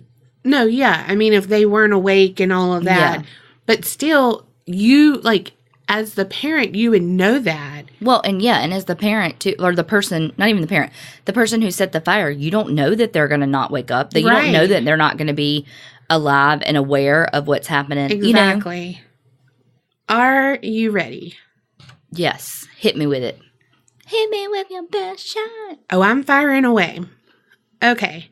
Now, let me preface this to say, oh, God, the topic I'm about to talk about, if you want to know all about it, I'm sure there's plenty of podcasts that have, like, all the information. This is Donna's version of it. Oh, hell. What is this about to be? AKA, blah, blah, blah, for dummies. Because that's me. Like, I need cliff notes. I was about to say cliff notes of it. Yeah. Okay. I am talking about reincarnation. What? Yeah. But, you know, I mean, it's like... That's a huge topic. Huge. And it goes into so much about religion and just a lot of that. And I'm not going to fuck that up. Yeah. So I'm sure there's plenty of people who are experts. Please go listen to them. Please go do anything. And please don't yell at me. Okay. So what is reincarnation? Coming back as something else. Yes. So it's the belief that when a person dies, their soul momentarily separates from the body, and after some time it takes a different body, or because you can come back as a plant or like a insect. We'll get into that. But then they're born again on earth. So then it's like, therefore we go through many lives in this world. So again, cliff notes. I'll touch on like when it first appeared and kind of about that. So first appeared in India in the 7th century BC. So like way back when. Mm-hmm. And they started looking at agriculture and how like plants will die, but the seeds, you know, like go into the earth and it comes back. Yeah. I mean, some don't, but you know what I mean? Yeah. And also like how the sun would rise in the morning, set, and then rise again. Mm-hmm. Same with the moon. Like everything had like a cycle. I was going to say it was cyclical. Yeah. See, you're not Cliff Notes. I am. Stop. Yes, I am. So anyway, it's just like, okay, well, if that's happening, maybe that happens to us too. Because we are created, from whomever you believe, whatever you believe, of the same of all of this. Right. Here. We all grow, blah, blah, blah. So then, from then, it became like part of Buddhism, Hinduism. It spread to China, Japan, Tibet, Greece, Rome, Yeah. It just started taking on. So why does the soul need to be reincarnated? And it's because that, one, it needs to pay for the sins committed in the present life, or collect the prize of having had honest behavior and lived a good life. So kind of like karma, it's in there, weaved in there. So does that mean people who are like mediocre don't do it? No, we all do it. Okay. That's just the reasoning behind it is kind of an either or? Yes. I mean, so, okay, you're going to live multiple lives. Yeah. Some need more than others, but it's not a race. Like your soul doesn't say, okay, I'm going to do like Cliff Notes version of that. It doesn't, time doesn't matter to that. Well, it's not like you had to do it in 5 lives. Yeah. I was able to do it in 2. Exactly. Okay. It's not a competition. I like competitions. I know. I mean, I'm sure our souls have competitions. Oh my God, right. But it's to become perfect, like the soul to be complete. Okay. So that's why it reincarnates. But you do have to answer for what you do in that life. Yeah. So they say that the soul is a continuously evolving. Good Lord. But okay, when it becomes pure spirit and no longer needs reincarnation, it immerses itself forever in this blind law that forces one to reincarnate into inevitable destiny, and that is called the law of karma. Okay. So, like I said, if someone had been very sinful, you can be reincarnated into an animal or a plant or a bug, but most people, if they are a human, they take on another human form. Okay. But, I mean, don't be a bad person. I've always said, though, that if I that if I am ever reincarnated, I want to come back as your dog or my parents' dog. I know, right? I live in the fucking dream, these dogs. This bitch over here sleeping, and I can't stop yawning. Okay, so deja vu. You're like, ooh. Well, you know I have that shit all the time. Yes, so it's a strange feeling of reliving an experience that we're really experiencing for the first time. Mm-hmm.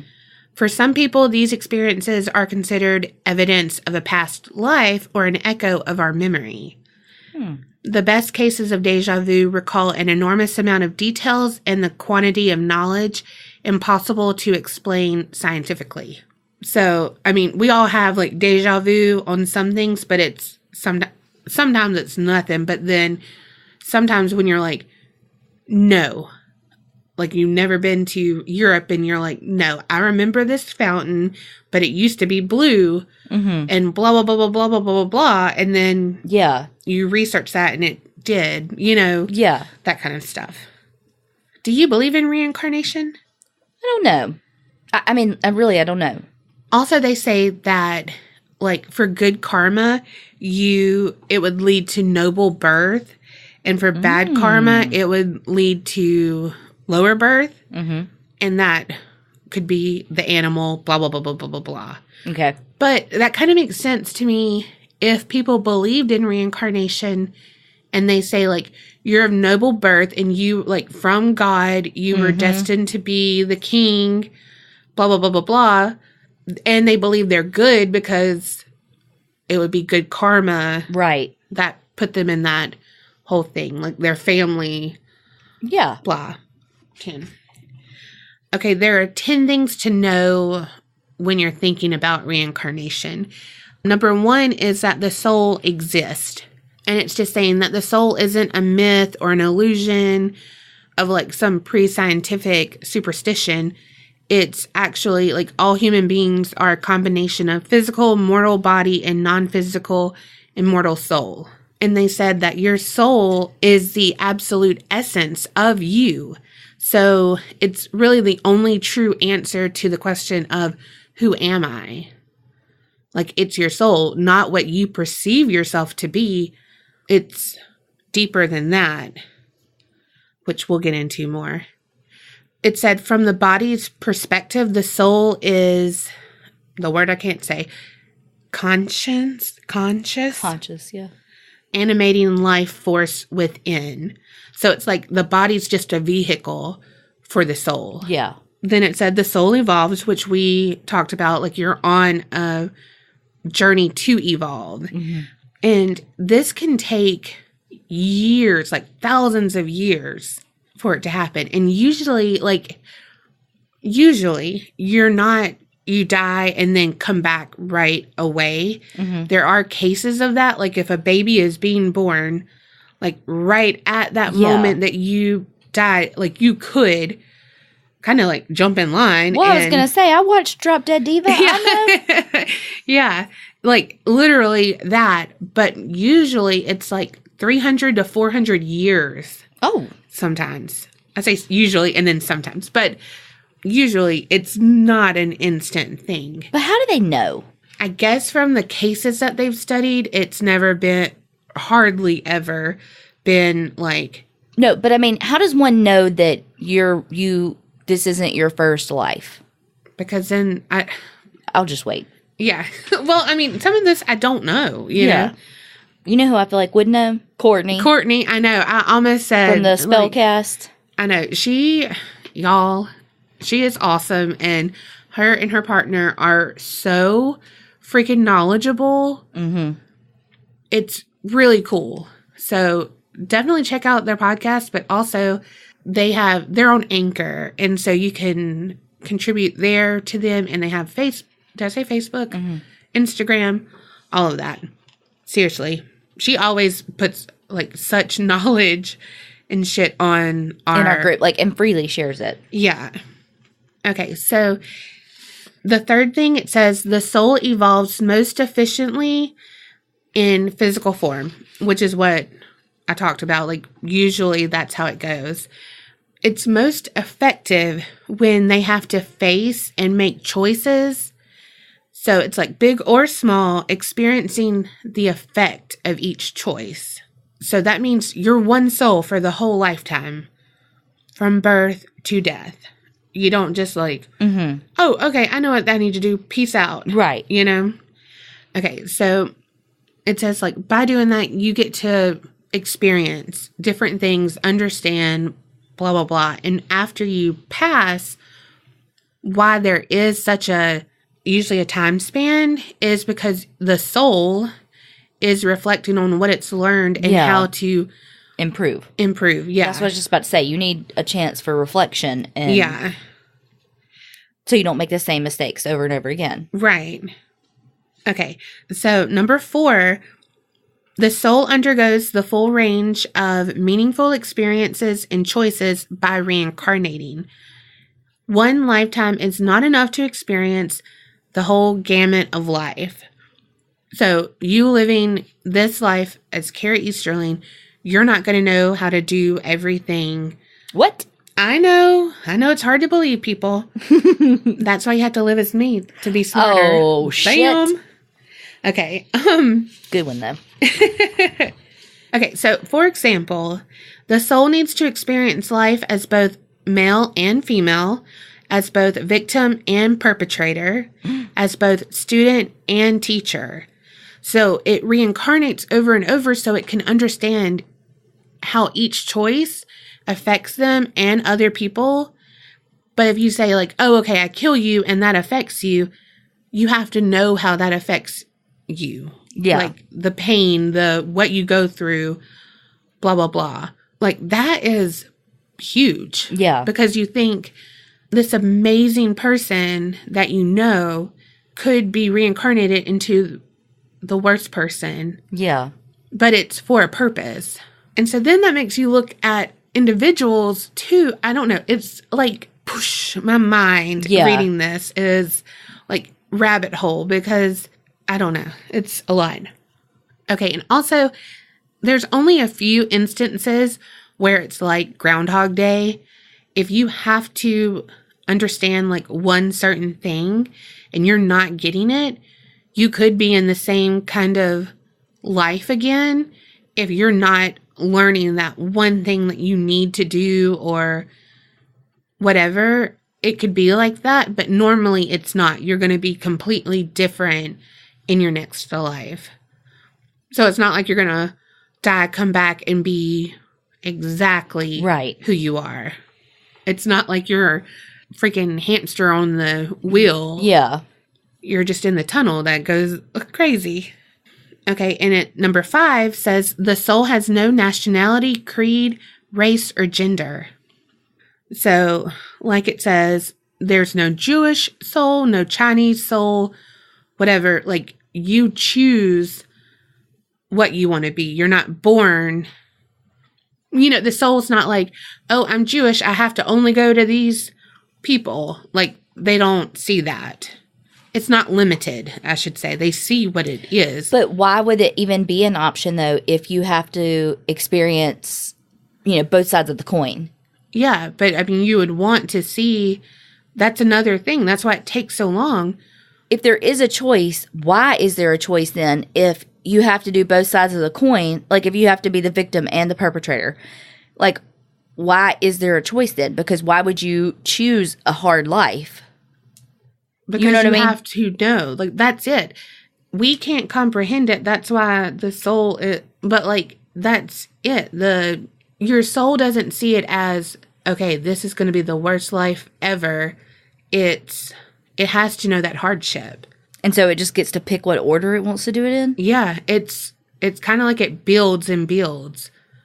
Well, that's what, when you were saying that about it being like, okay, you have to be the victim and then you have to be the perpetrator and all that, like, I was wondering if there was an order. Like, what would you learn more from being the victim first or the perpetrator first? And then I'm just keeping on with that example. Which would you, as a soul, learn more from? Doing, let's take murder. Committing murder and then coming back as a victim or a family's victim who's also victims. Yeah. Which would teach you more, to be the victim first or to be the murderer first, I wonder. I don't know, because honestly, usually they're both victims. As True. we've learned from your stories. No, true. And honestly, too, I mean, if you think about it, the victim, if you're like, okay, I'm going to be this victim, they could have the best life up until that one moment where they die. But the murderer might have the worst life up until that, you know what I mean? Yeah. Or it could be vice versa. You're like, I'm going to be the victim and I'm going to learn this. And it could be the most horrible life. And you're the murderer and you're rich and powerful and all of this. You know what I mean? It's different circumstances. It's never going to be the same. Yeah. Which is, again, mind-boggling to me. Yeah. And we're not supposed to comprehend it. Like, we can't. But then is that just an excuse to be like, oh, I can't, it's so grand or, complex that we can't understand it. Well, then is it even real? I mean, I'm not saying, this is just devil's advocate type thing, I mean, well, that's saying, is the world real then?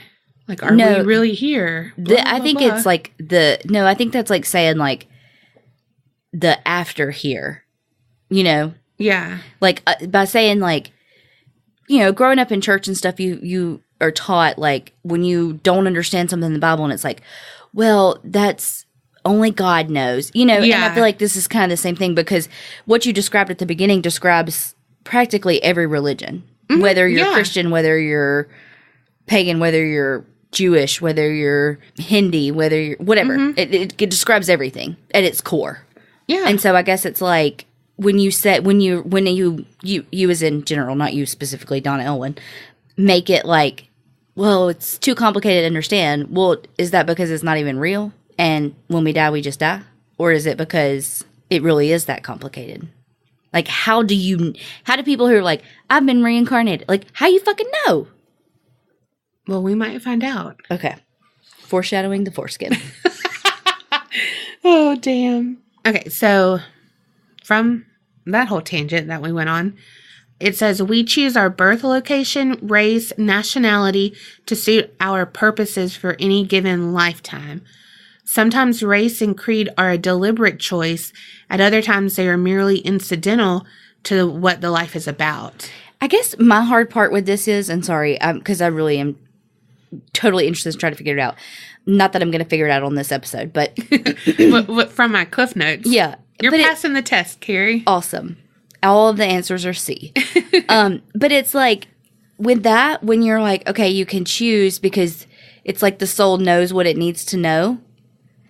That to me makes an assumption that the soul is ultimately noble enough to make the right decision, which is hard to comprehend because when you look at people as a whole who don't always make the noble decision, but it's like they didn't make the noble decision because that's what they have to learn at that point. Yeah. You know what I mean? It's like what comes first, the chicken or the egg? Yeah. Are they not making noble decisions because that's what they have to learn?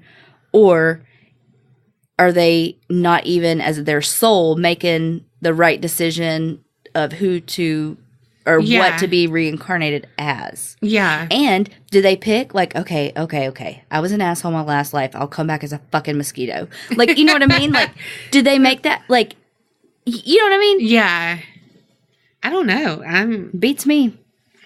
What? You're just like, Jesus God, why did I pick this topic? No, I'm so interested too in it. Like, I like this. I mean, other people might be like, okay. And skip. I'm sorry. Skip to the Molu, my darling, whatever. Okay, so this says, because a soul learns through the process of compare and contrast, one who has just experienced life as, say, an Israeli soldier might decide to be a Palestinian orphan in the next.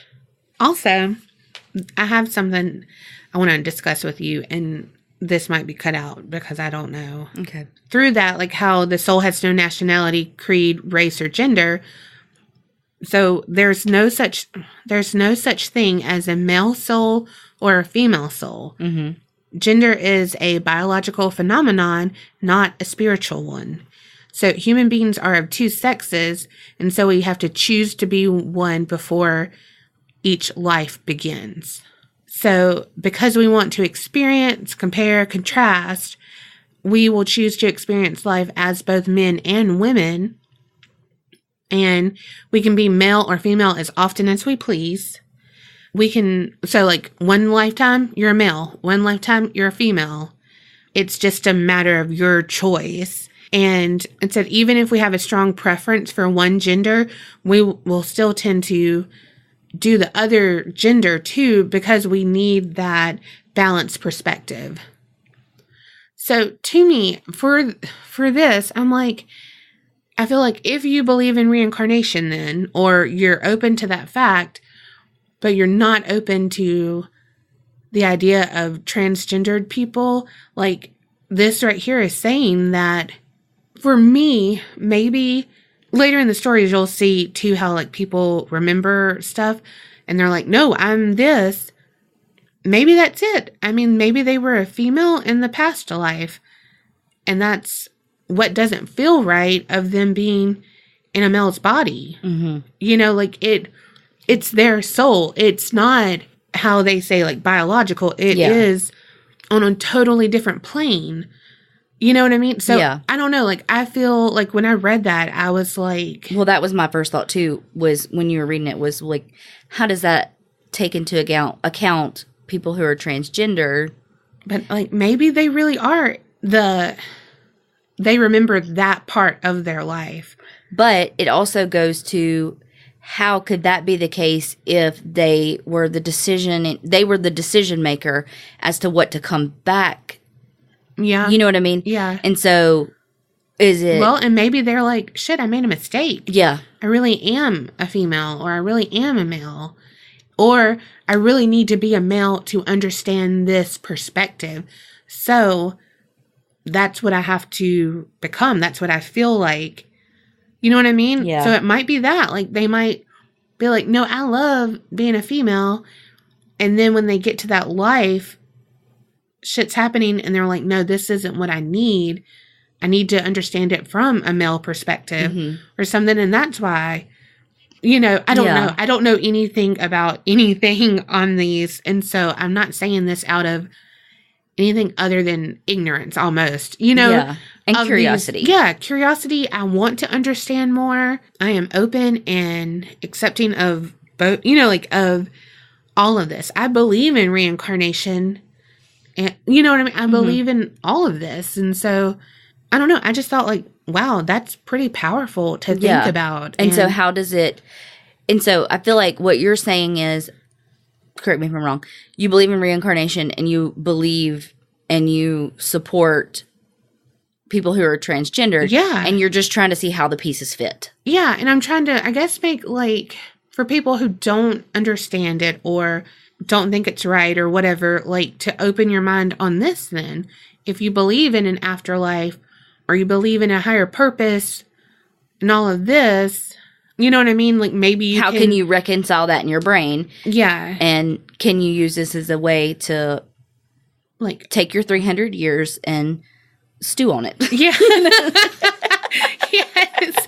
That is exactly it. Number 6 is that the soul sticks to one species at a time, which is what I've already went over. This one is interesting. Number 7, each lifetime is pre-planned.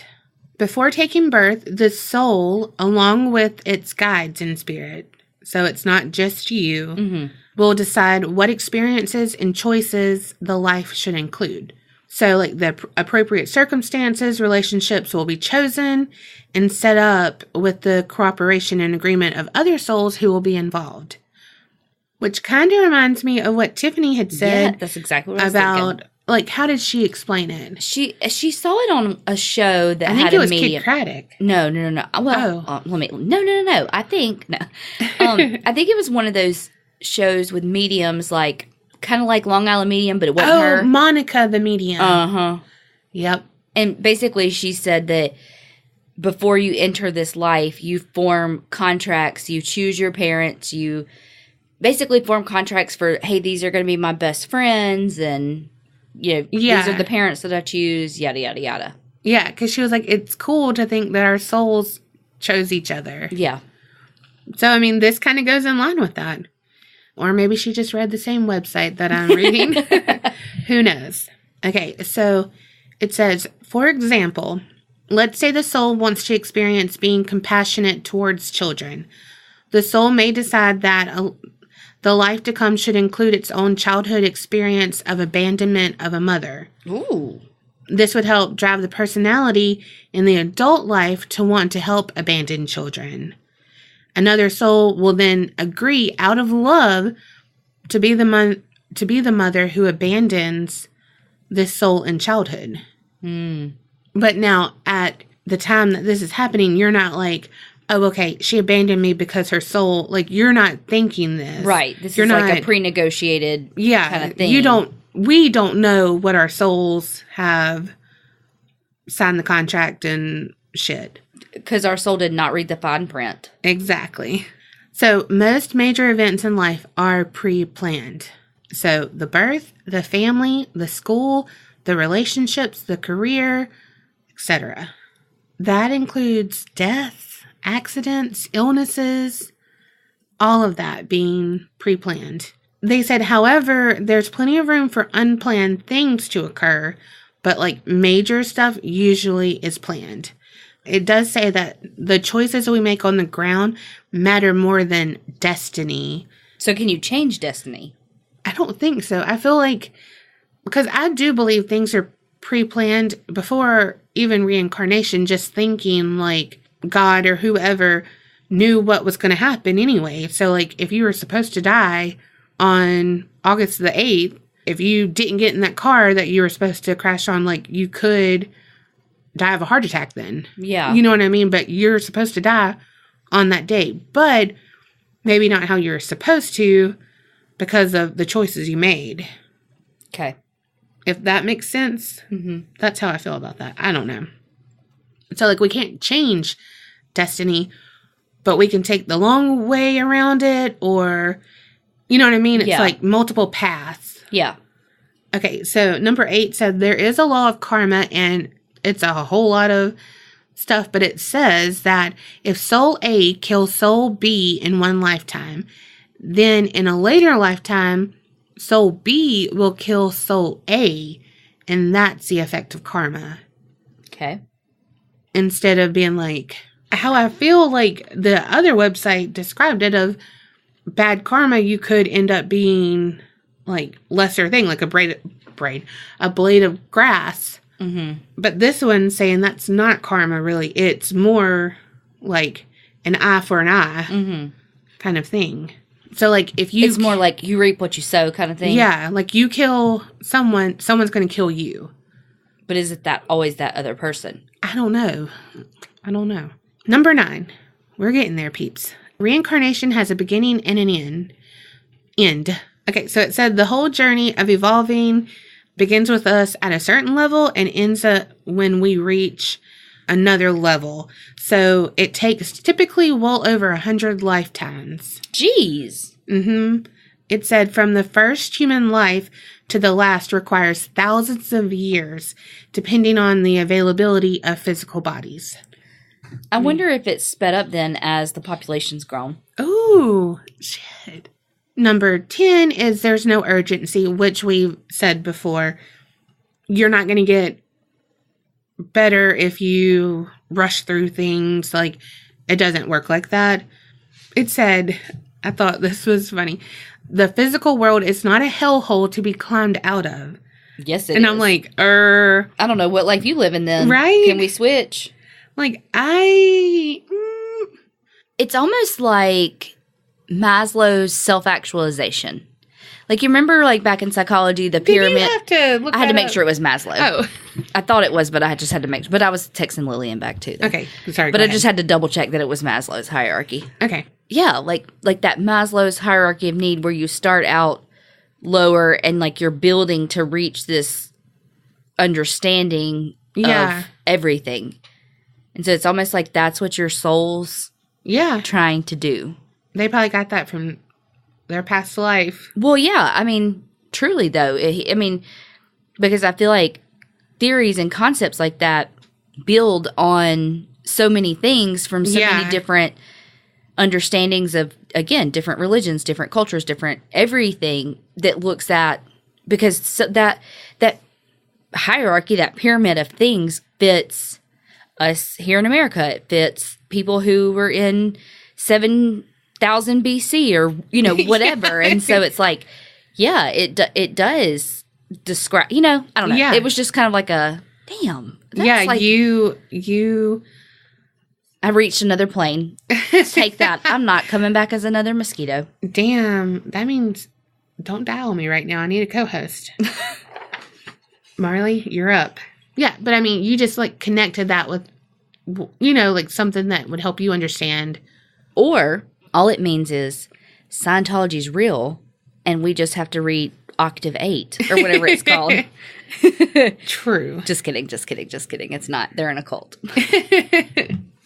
Signs that you have been reincarnated. Having reoccurring dreams. Check. Okay. And it says, it's common to have dreams of places, people, or animals you have never met and activities you have never done. So, check. Check, and check. Being insightful and accurate. It says, the experience of past lives help you to know better what can and will happen and pay close attention to it. Check. Mm-hmm. Having a high level of empathy. Because you lived so many lives, you understand different perspectives. I swear, I was thinking that earlier too, and I was like, I wonder if people who are more closed off or more have like just an inability to... It's black or white. Yeah, and just to see like where someone's coming from if they are a younger soul. Yeah. Okay, we'll check because I think I can do that. Yeah. I feel like I'm tooting my own horn with these last two checks. I think the only one I check on is the empathy. You're insightful. I mean, I'm accurate, but not insightful. I can just know that's a bad decision. And she will fucking tell you. If you make a bad decision, I will be like, I told you so. Told you so. Now you can come cry on me. But. She's like Grace's mom on Will and Grace. Told you so. Told you so. Told you so. I am. You can ask Tiffany or Kerri. But that's what I have to say. Listen to me then, and you won't have to hear told you so. You can hear you're welcome. Okay. Being a complete bitch. Check. No. Okay. So keeping a low profile. The experience has led you to be a quiet, eccentric person who always knows how to keep calm during discussions and arguments. No. I will say, with age, I have calmed way the fuck down. Yes. But also you have grown to where you are better at seeing both sides and knowing like, okay, because I've lived more life experiences. Yeah. Now, Yeah. It's like I've lived enough places. I've met enough people who are different from me to be able to do that. Yeah. So that's like a... The ink kind of ran out, but it's there. The indentation on the paper is there. Okay. It's like when you didn't know the answer, so in the Scantron, you just like filled it all, but then you erased some just to see. Didn't anyone else do that? No, actually, I didn't. That gives me anxiety. I mean, you gotta try to cheat the system when you can. That gave me anxiety just hearing you say that. Pick an answer. Okay, let's see. In appearance, having premonitory dreams. So it says people who have been reincarnated often have dreams in which they foresee events to come. No, I don't have that. Maturity is not a problem. People... Well, that's a lie. About the things to come? Well, only once. Like I had a dream that my friend was pregnant and she was. Oh, true, yeah. So not really, but it's an indented paper on that one too. Okay. I feel like we're doing I'm a changeling. No, we know for sure that, but I feel like we're doing a Cosmo. Yeah. Like, this guy likes you if blah, blah, blah. Yeah. Okay. So it said people who have been reincarnated are usually balanced in their work and in personal life. Oh, that ain't me. Like, not at all. But I feel like that just means at your age, you're doing... I love that when we do these, like, fake Cosmo quizzes about, like, am I a changeling or am I reincarnated? Like, we always do it on me. Because you are out of this world. Oh, God. But I feel like you have a lot of these checks, too. I don't think so. But it's because I just got to figure the fuck you are. You got to figure the fuck I am? Uh-huh. Okay. I got to figure which, whatever sentence structure.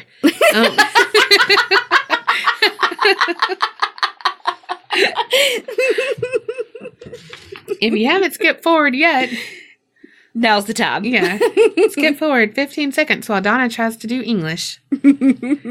Okay. So it says having an affinity for certain people, cultures, or eras. So it says, surely it's happened to you feeling an inexplicable love towards an era, a person of the past, a country, a culture, and this can be from you being reincarnated. Maybe you lived in Spain, but you just like have, or I feel like that's with like New York or something where someone's like, I have to go to New York. This is what I'm going to do. And it's like, it's just in their soul, you know, and it's like, maybe they were whatever. The Broadway star of the 1700 BC. Yeah. And so it's like, that's, you know, whatever. But also, I feel like this is with Tiffany a lot because she's an old soul, we say. And she loves, like, I don't even know what era, but I mean, it's like, she loves it from, like, hell, 60s, 50s, 40s, 20s. But if you look at how a soul comes back, you can't really count that then because it's not long enough ago. True. It would have to be like, I really wanted to churn butter in the 1800s. Well, she does. She loves that kind of stuff, too. But you know what I'm saying, though? Yeah. Like, it can't be like, because when you were reading that, I was like, thinking about that, too. I was like, you can't be like, oh, God, I was born in the wrong decade, because. Yeah. Well, on some things you could, if you were that skip around line. True. Okay, this one is me. Check. Check it out. Sorry. Having unjustified fears and phobias. Humans experience fear in different situations. However, if you have phobias or terror to something that has not given any reason to fear it, that could be a symptom. That is like hard. Yes. X marks the spot for me. Yeah. What about you? Yeah. Well, I don't know. I was going to say fear of being fucking abandoned. Y'all, every time, like, she'd go to the bathroom and be like, y'all aren't going to leave me, right? Oh, look, you know why I have that? Because when I was a toddler, taking a nap at my... When you were a young warthog? I was, like, 2 or 3, and my oldest sister, Christy, was babysitting me. We were the only 2 at the house, and her best friend, her name was, like... It doesn't matter. Go ahead. Well, anyway, her best friend lived in the neighborhood, and so... I was taking a nap, and Christy just needed to run over to go get, like, a jean jacket or something so she could wear that night. So she was like, I'll just run over there while Kerri's sleeping. Well, she did, and I fucking woke up. And they say that when... You smelled coffee. Oh, God. That when she got home, I was, like, sitting in the recliner, like, crying because nobody was there. So now, if I get out of the car or something to go to the bathroom and nobody else says, I'm like, do not fucking leave me. She really does. And that just makes me want to leave her even more. Which gives me even more anxiety because I'm like, she's going to fucking do it. It's not, God. I don't do it. Don't leave me. On this, it's like a scientific study of reincarnation. But it says, for example, if 2 souls have been together, perhaps as a mother and daughter set. What? I'm just thinking, how do you do a scientific study on... Girl, I don't know. Okay, so as a mother and daughter set, they might wish to relive that experience, but reverse. Reverse. Take it back now, y'all. Oh my God. I feel like we're playing fucking Uno. Reverse. Draw 2, draw 4. And it's usually on fucking me. Okay, so there's a spirit. No, I mean, there's a spirit, but there's a book called Spirit Babies, How to Communicate with the Child You're Meant to Have. Okay, so it's a collection of stories from people who have spent decades connecting people with their unborn children, it says. And so this is not the scientific study. This is a book. Okay. Don't be looking at me like... It's very hokey. Yes. But... Hokey? hokey. It's very hookah. I did it all for the hooky. Damn, you did Limp Bizkit last Apparently I'm obsessed with Fred Durst. Oh my gosh. Okay.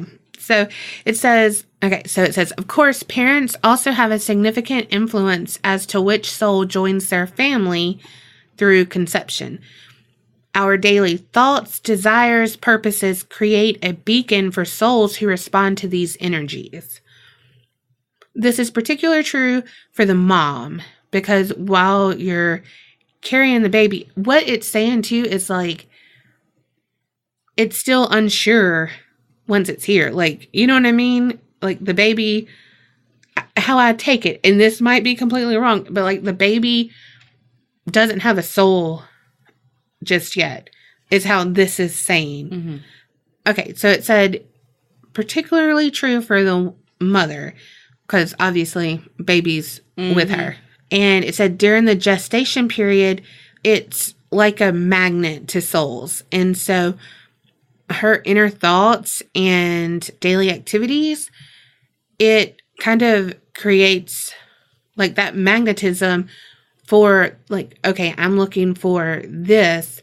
And if you're like a negative person and you're not taking care of your, like, then they'd be like, hey, I wanted that terrible life. Yeah. I'm going to choose her. Yeah. Or I need someone who's nurturing and blah, blah, blah. And you're the one who's like reading and putting your headphones up. You know what I mean? Like, but here's my question though.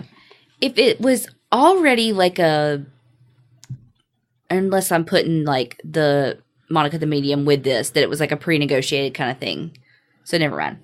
Well, it could be like, because you could be best friend, or not best friends, but you could be together, but you could be a baby and it could be the neighbor. But I'm saying true. You know what I mean? Yeah. Yeah. It would just be at different points. Like, yeah. Makes sense. Because I mean, me and you are the same age, but me and Tiffany, and you know, like she's older and stuff. So I mean, she came into this world. She's older. Well, I'm just saying. Than us. Yeah, I did. No, it was a joke. So it says, as far as families with more than one child, souls also make contracts and agreements with their potential siblings. Like, I need to be born first. I want to do this. I want to like take care of you. I want to be Christy, and I want to abandon you and go get a jean jacket. Damn. Dat bitch. No. Oh, God. Okay. Anyway, so this could be triggering to some people. So just a fair warning. Trigger warning. Has to do with birth. Okay.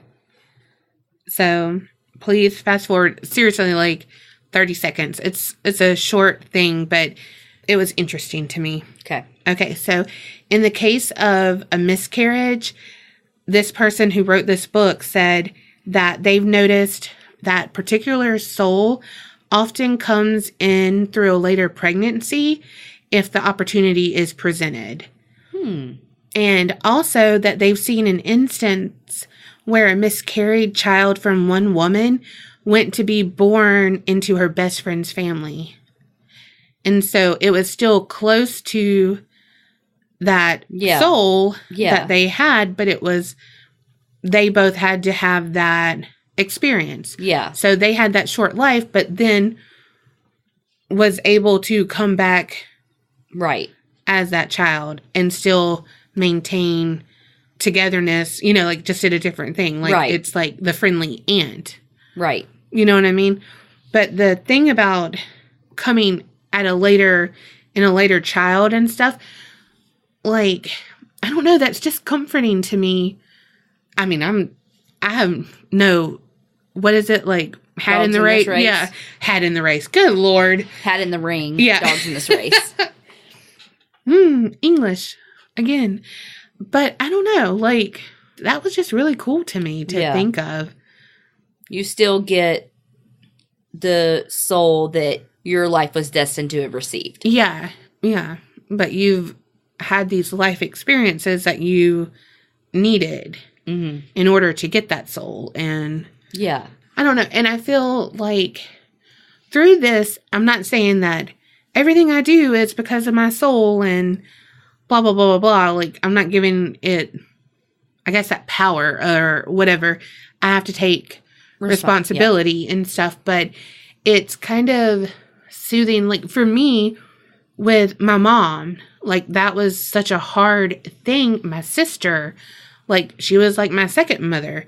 But it's like, I had to have that. And I see that, though, even, like, we've talked about it, I thought I would be a mess of a human and, like, really thought I couldn't get through that. And I did. And I'm stronger.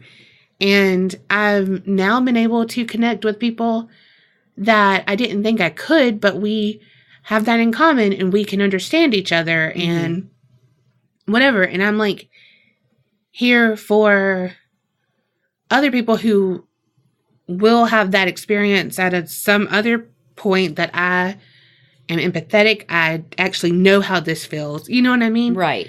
And it's like, it was destined. Like, she had to be that person to me, and I had to be that person to her. And so it's like, I don't know. You know what I mean? And, like, we came to that point where we did what we needed to do for each other. Right. So, I don't know. And so, I've never been pregnant, never lost a child or anything. But I feel like to know that, how I feel about my mom, to put that in, I know it's not the same, but to put that in, to feel like there's a purpose. Right. And that you can get past just feeling the pain and, like, know that, like I said, there is a purpose for it. And though it's going to hurt and it's going to be fucking terrible and miserable, and you're able, you're allowed to feel however you're going to feel, but I don't know. I don't know. I just feel like it gave you a bit of comfort. Yeah. And hopefully, if you didn't skip through it, it gave you some too. Yes. It also said, and we talked about this, that we chose each other to be friends and stuff, but it said it's empowering and so very touching for me to know that my family members and I chose each other. I feel very honored that my daughter chose me. What a gift she's given me in this lifetime. And it's like, that's so beautiful to me. And I don't know. So, again, it just makes me feel better about life.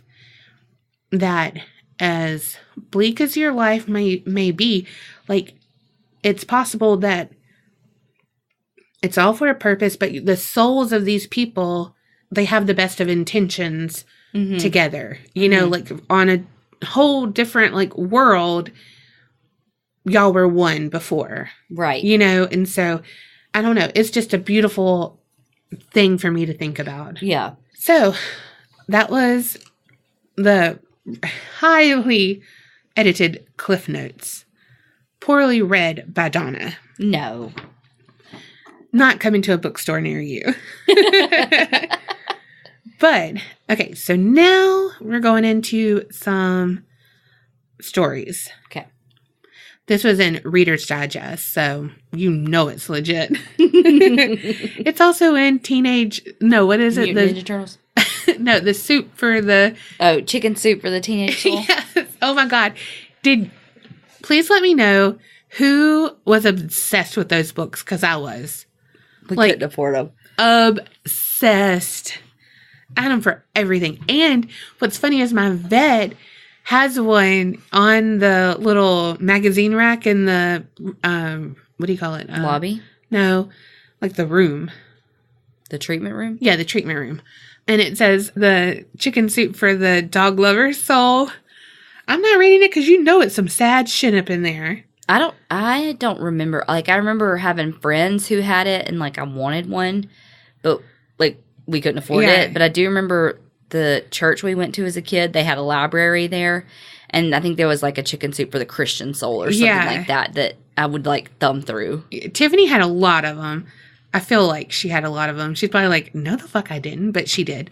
I had like 2 maybe, but like, you know, and then we like shared them and stuff. But I loved it because I've always, well, then more so than now, but like a reader and just like, I don't know. I was an old soul back then. Now I have regressed.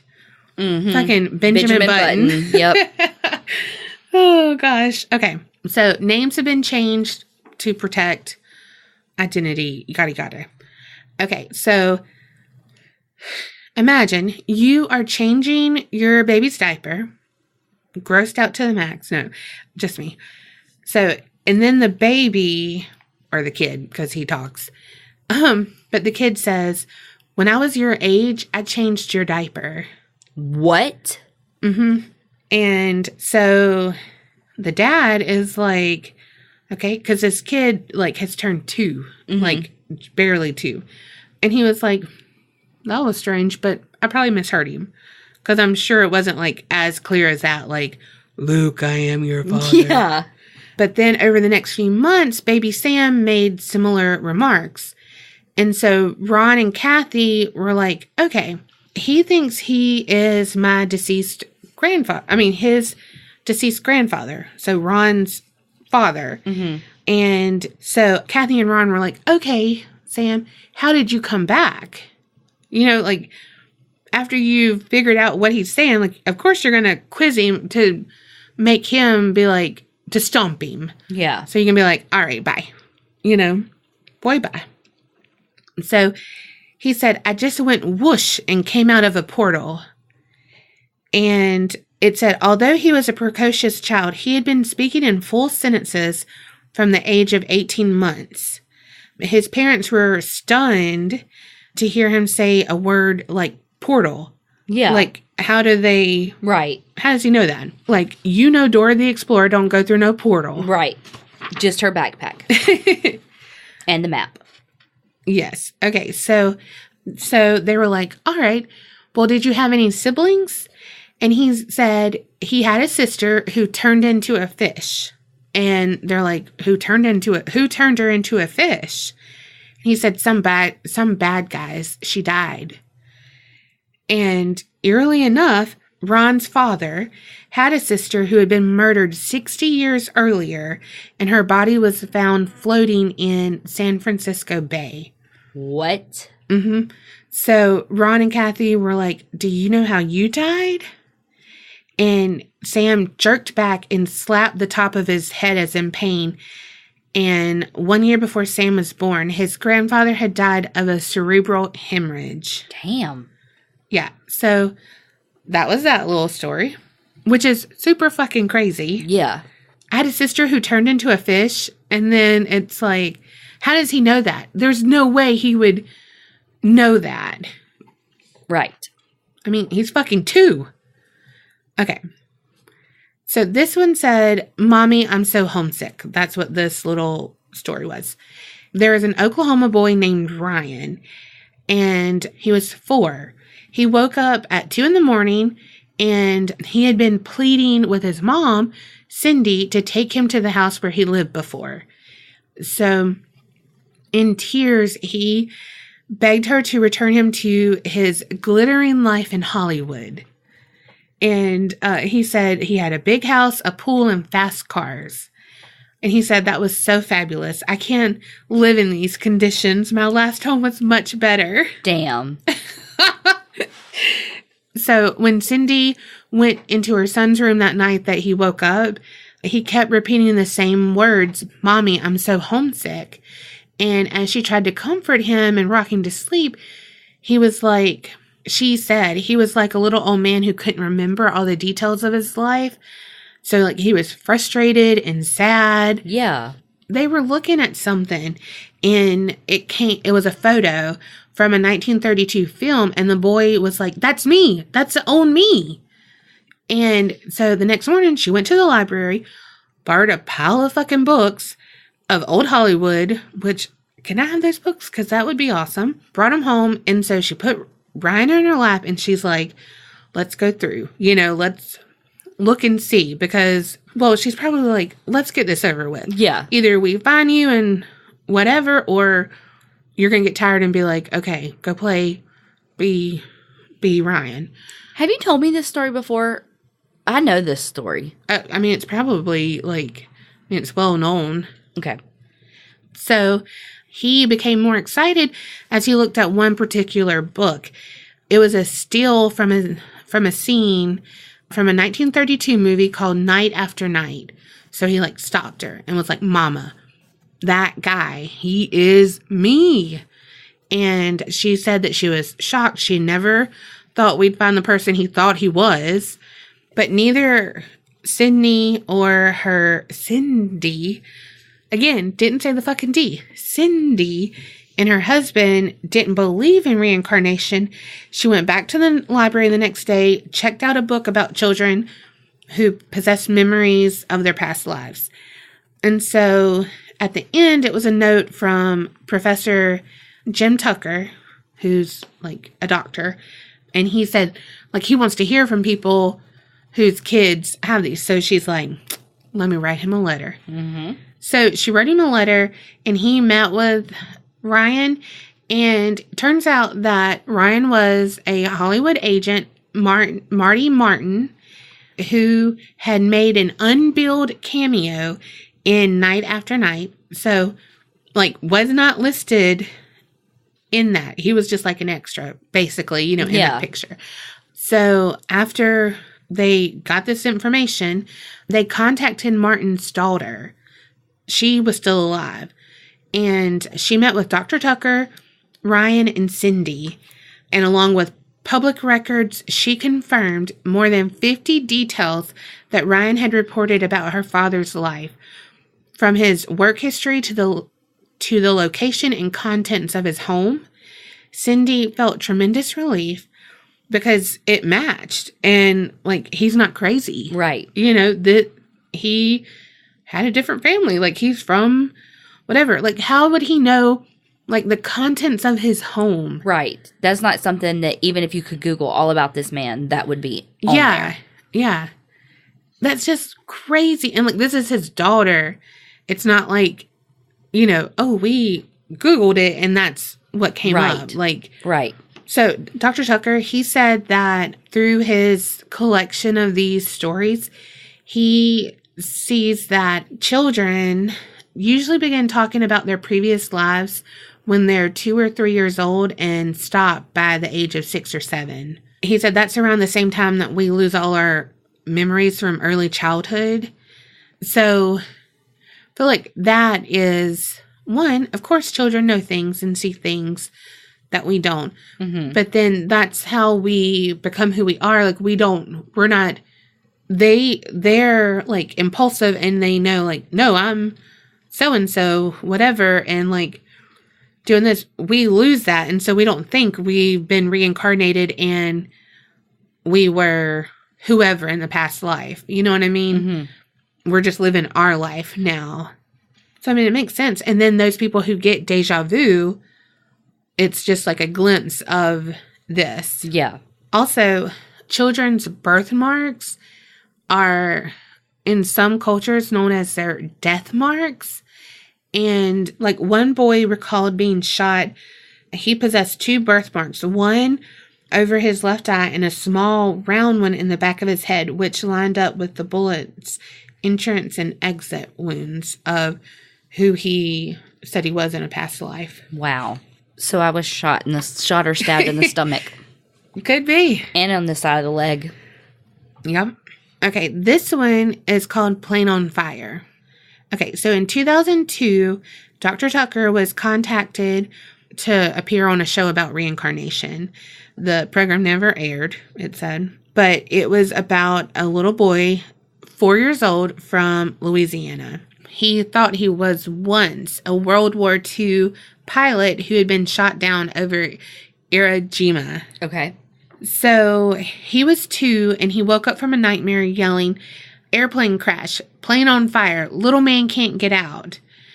And he also knew details about a World War II aircraft that would seem impossible for a toddler to know. Yeah. For instance, Andrea, his mom, referred to an object on the bottom of a toy plane as a bomb, and he corrected her by saying it was a drop tank.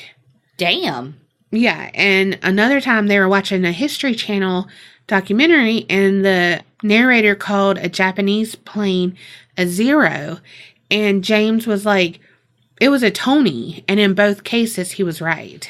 So he said he had been named James in his previous life, and that he had flown off a ship called the Natoma.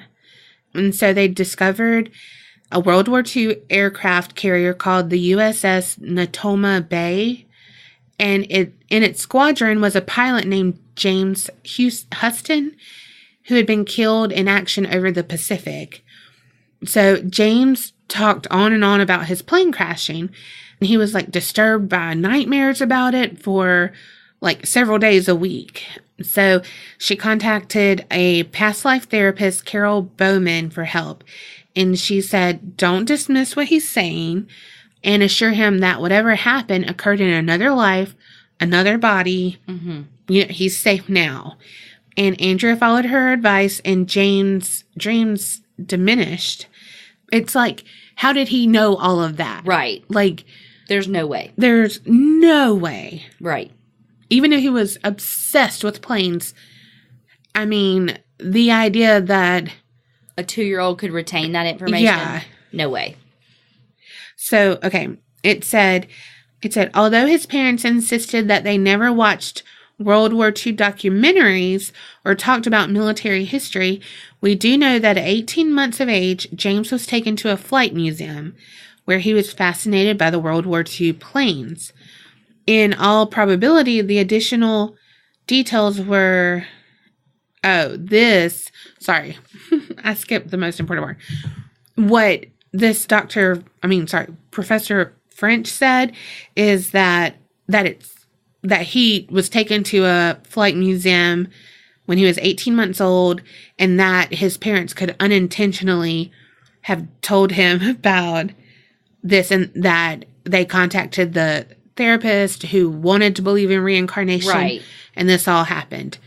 But it's like, okay, here's the thing. He's 2. Right. You're not going to be able to feed him these lines that he's just going to say. You know what I mean? Exactly. Like, there's no way. Okay, so this one. So 2 sisters killed in a car accident.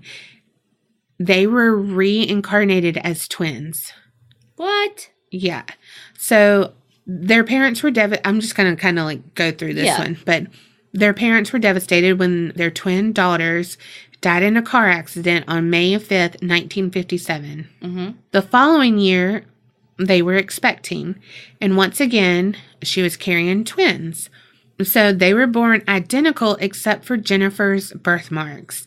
She had a birthmark on her waist similar to the birthmark Jacqueline had, who was one of the twins who died. And then a birthmark on her forehead that resembled one of Jacqueline's scars. So like 2 distinctive marks. And they moved away from their old home when their daughters were 3 months old.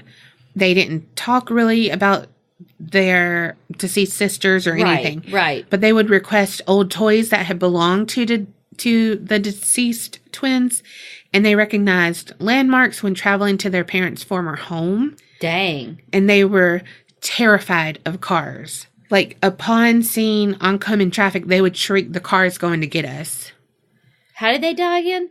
From a car accident. Okay. Yeah. It said, luckily by the age of 5, the frightening memories mostly faded away and they lived a relatively normal adult lives. But it's still like one story that is frequently told in reincarnation. Yeah. Okay, so this one is going to blow your mind. If those blew your mind, this one's going to like kaboom your mind. Okay, hit me. Okay, so there was this doctor who was investigating a 3-year-old boy who claimed to have remembered a past life. And in that life, he remembered being struck by a big blow to the head with an axe and having a long red birthmark on his head.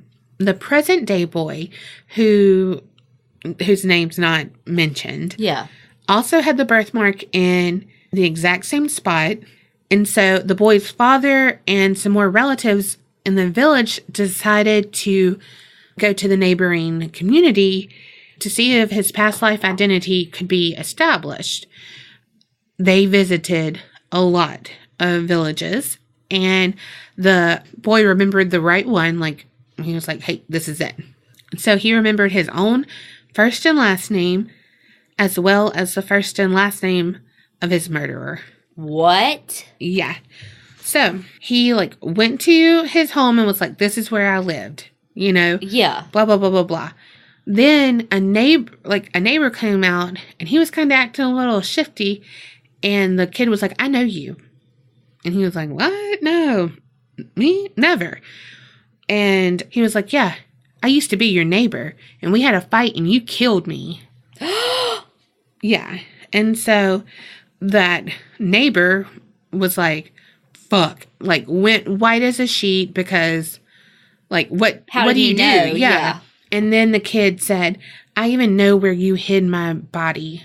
What? Mm-hmm, because his past life, he was never found. So the boy led the group, which included the accused murderer, into the fields that were located nearby. Then he stopped in front of a pile of stones and was like, he buried my body under these stones, and the axe is over there. Holy shit. Yep. So they dug up, the spot and revealed the skeleton of an adult man wearing the clothes of a farmer, and on the skull, they observed a linear split consistent with an axe wound. Wow. Like, what? Wow. Like, move over, Columbo. This 3-year-old's doing your fucking job. Holy shit. Yeah. Like, crazy. When I read that, I was like, fuck, this guy's badass. Yeah. So what happened? Well, it doesn't say. I'm sure that God did nothing because they can't prove it. It's a 3-year-old. True. Then there's like, I think the most notorious, famous, most talked about, the reincarnation of Jenny Cockle. She lived in Northamptonshire, but she was a mother of 2 children and like just ordinary. Then over the years, she began to believe that she lived before, but she was an Irish woman named Mary Sutton, who was born in 1897. But she found that this Mary Sutton had children living in Ireland. Her story starts just before her 4th birthday, and she just started remembering all of these things from Mary's past life. And so the feelings never really left her. And so she decided to draw a map where she believed that these strange things were happening. Like, she knew it was in Ireland. She felt like saying, I felt so sad that I had to leave them. I realized that I had to go back. So I got out the map and just kept pointing to Ireland. And after a while, I was drawn to a place called Malahide? Sure. Don't know. I'm sure it's something fancy and I fricked it up. But she was like, I just knew this was my hometown. So, like, life got in the way, blah, blah, blah. But a few years later, she got married and had her own children. And so the memories surfaced again. But this time they were stronger because, she's had that maternal happen. Right. So she's like, you know what? I'm going to track down Mary's family in Ireland. So, she contacted a hypnotist to help her get these memories out and everything. So she found a real map of that Malahide, and it was really similar to the one she had drawn herself. So she was like, okay, this is where I'm going to find them. She arrived there, which is north of Dublin, and she wanted to check out any records. And so it was a church record that she found. And it showed that there had been a Mary Sutton who had lived and died there, and her 8 children had been left to various relatives, and some had been placed in orphanages. Oh, God. So she was like, okay, if I'm going to do this, I'm going to get in touch with the local newspaper and write letters to all the churches to find out as much as she could. So she, like, with the help of foster homes and all of these people, like, she had contacted, she started locating the surviving children. And before she met the children, she subjected herself to questioning by a BBC researcher just to make sure that it matched up with what the members were saying. Mm-hmm. And so she told researchers about her family home, the kind of sewing thread that she had used, even small things like when the children had caught a live hair in a trap. Like HARE. Yeah. Okay. So then after her interview, she came face to face with Sonny, Mary's son, for the first time. So in 1990, Sonny Sutton, he picked up the phone, listened to the most amazing story he's ever heard. And when he put the phone down, his wife was like, "You look like you've seen a ghost."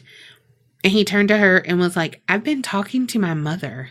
What? And so the rest of Mary's family were not easily convinced. Yeah. So they were raised Catholic. And so they were like unsettled by this and saying at most it could be Mary talking through Jenny, but that's not the same person. But Mary knew the pictures on the wall, what was in the house, how it was built. It was unbelievable, you know? Yeah. And so she was like, I know that Mammy passed her soul over to this unborn person. There was a 21-year age gap between the year that Mary died and Jenny was born. But it turns out like Jenny is a member of Mensa. I'm like, she's not an ordinary person. Right. Okay? Like, she's not.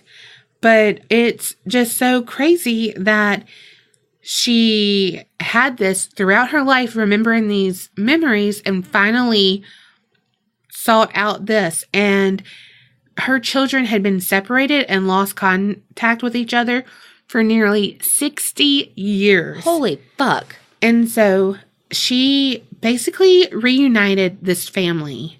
And so they were like, we're never going to be separated again. And so it's like, whether you believe in reincarnation or not, like she reunited this family.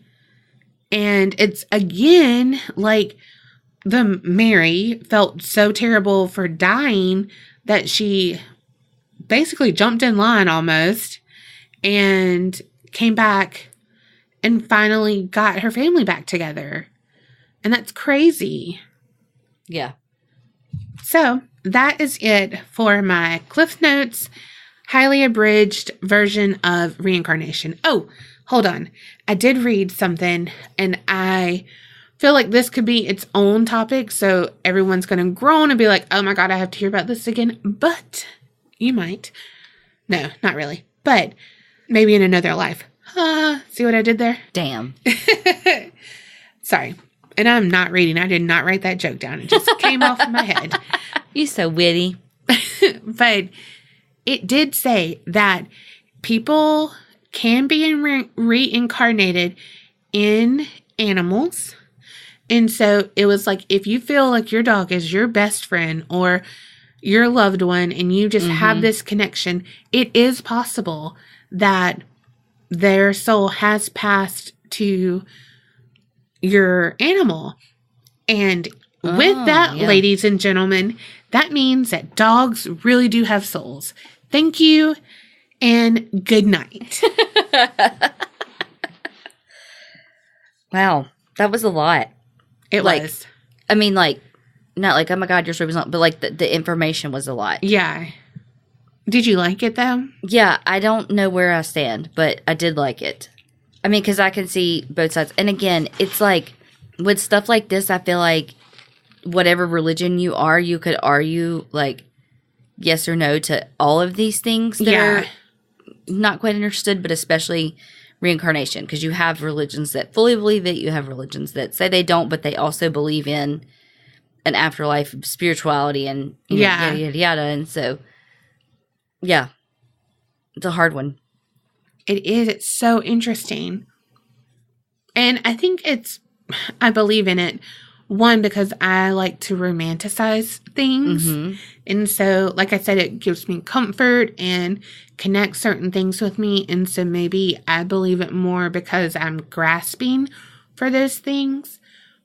But I do believe in an afterlife, and I do believe in, different things. So I don't know, these people's stories, hearing these crazy things, I can't explain it. And it's almost like when people are like, you believe in Teresa Caputo? And I'm like, I can't explain how she knows certain things.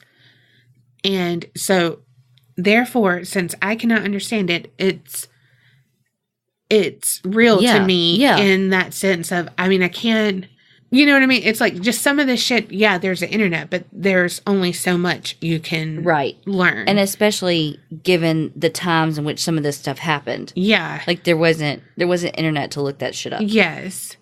I don't know. So, I really like it. Yeah, I did too.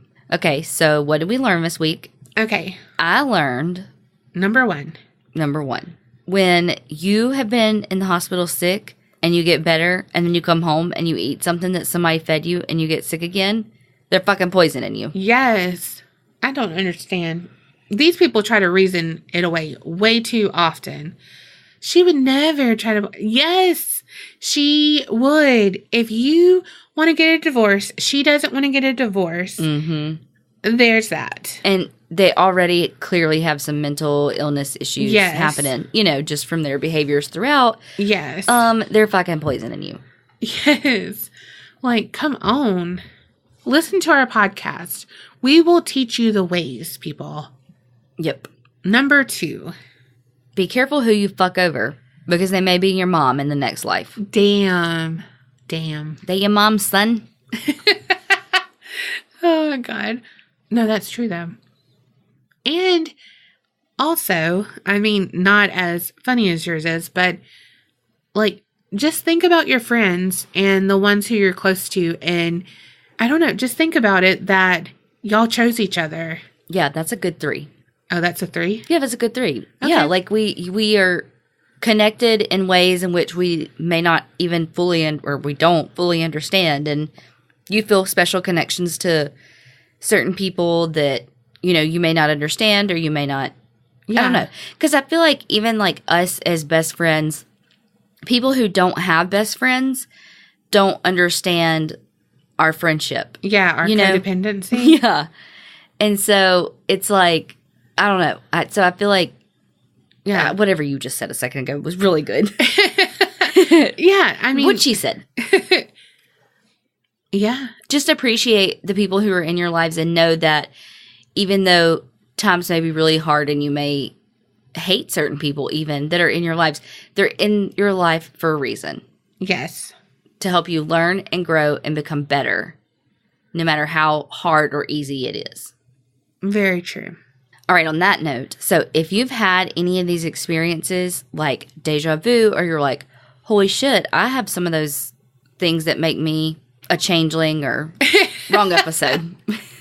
Reincarnated, or just anything like that you've had these like kind of what feel like supernatural, paranormal type experiences, anything like that, don't forget to send them in to us. We love doing the Sinister Sightings episodes with y'all's stories. Y'all are amazing. We love getting them. Keep sending them our way to our email address. Also, though, if you feel like you've been poisoned, we want to know that too. Oh, true. Yeah. But yeah, send it to our email address, aparanormalchicks@gmail.com. And remember, keep it real and don't get scared.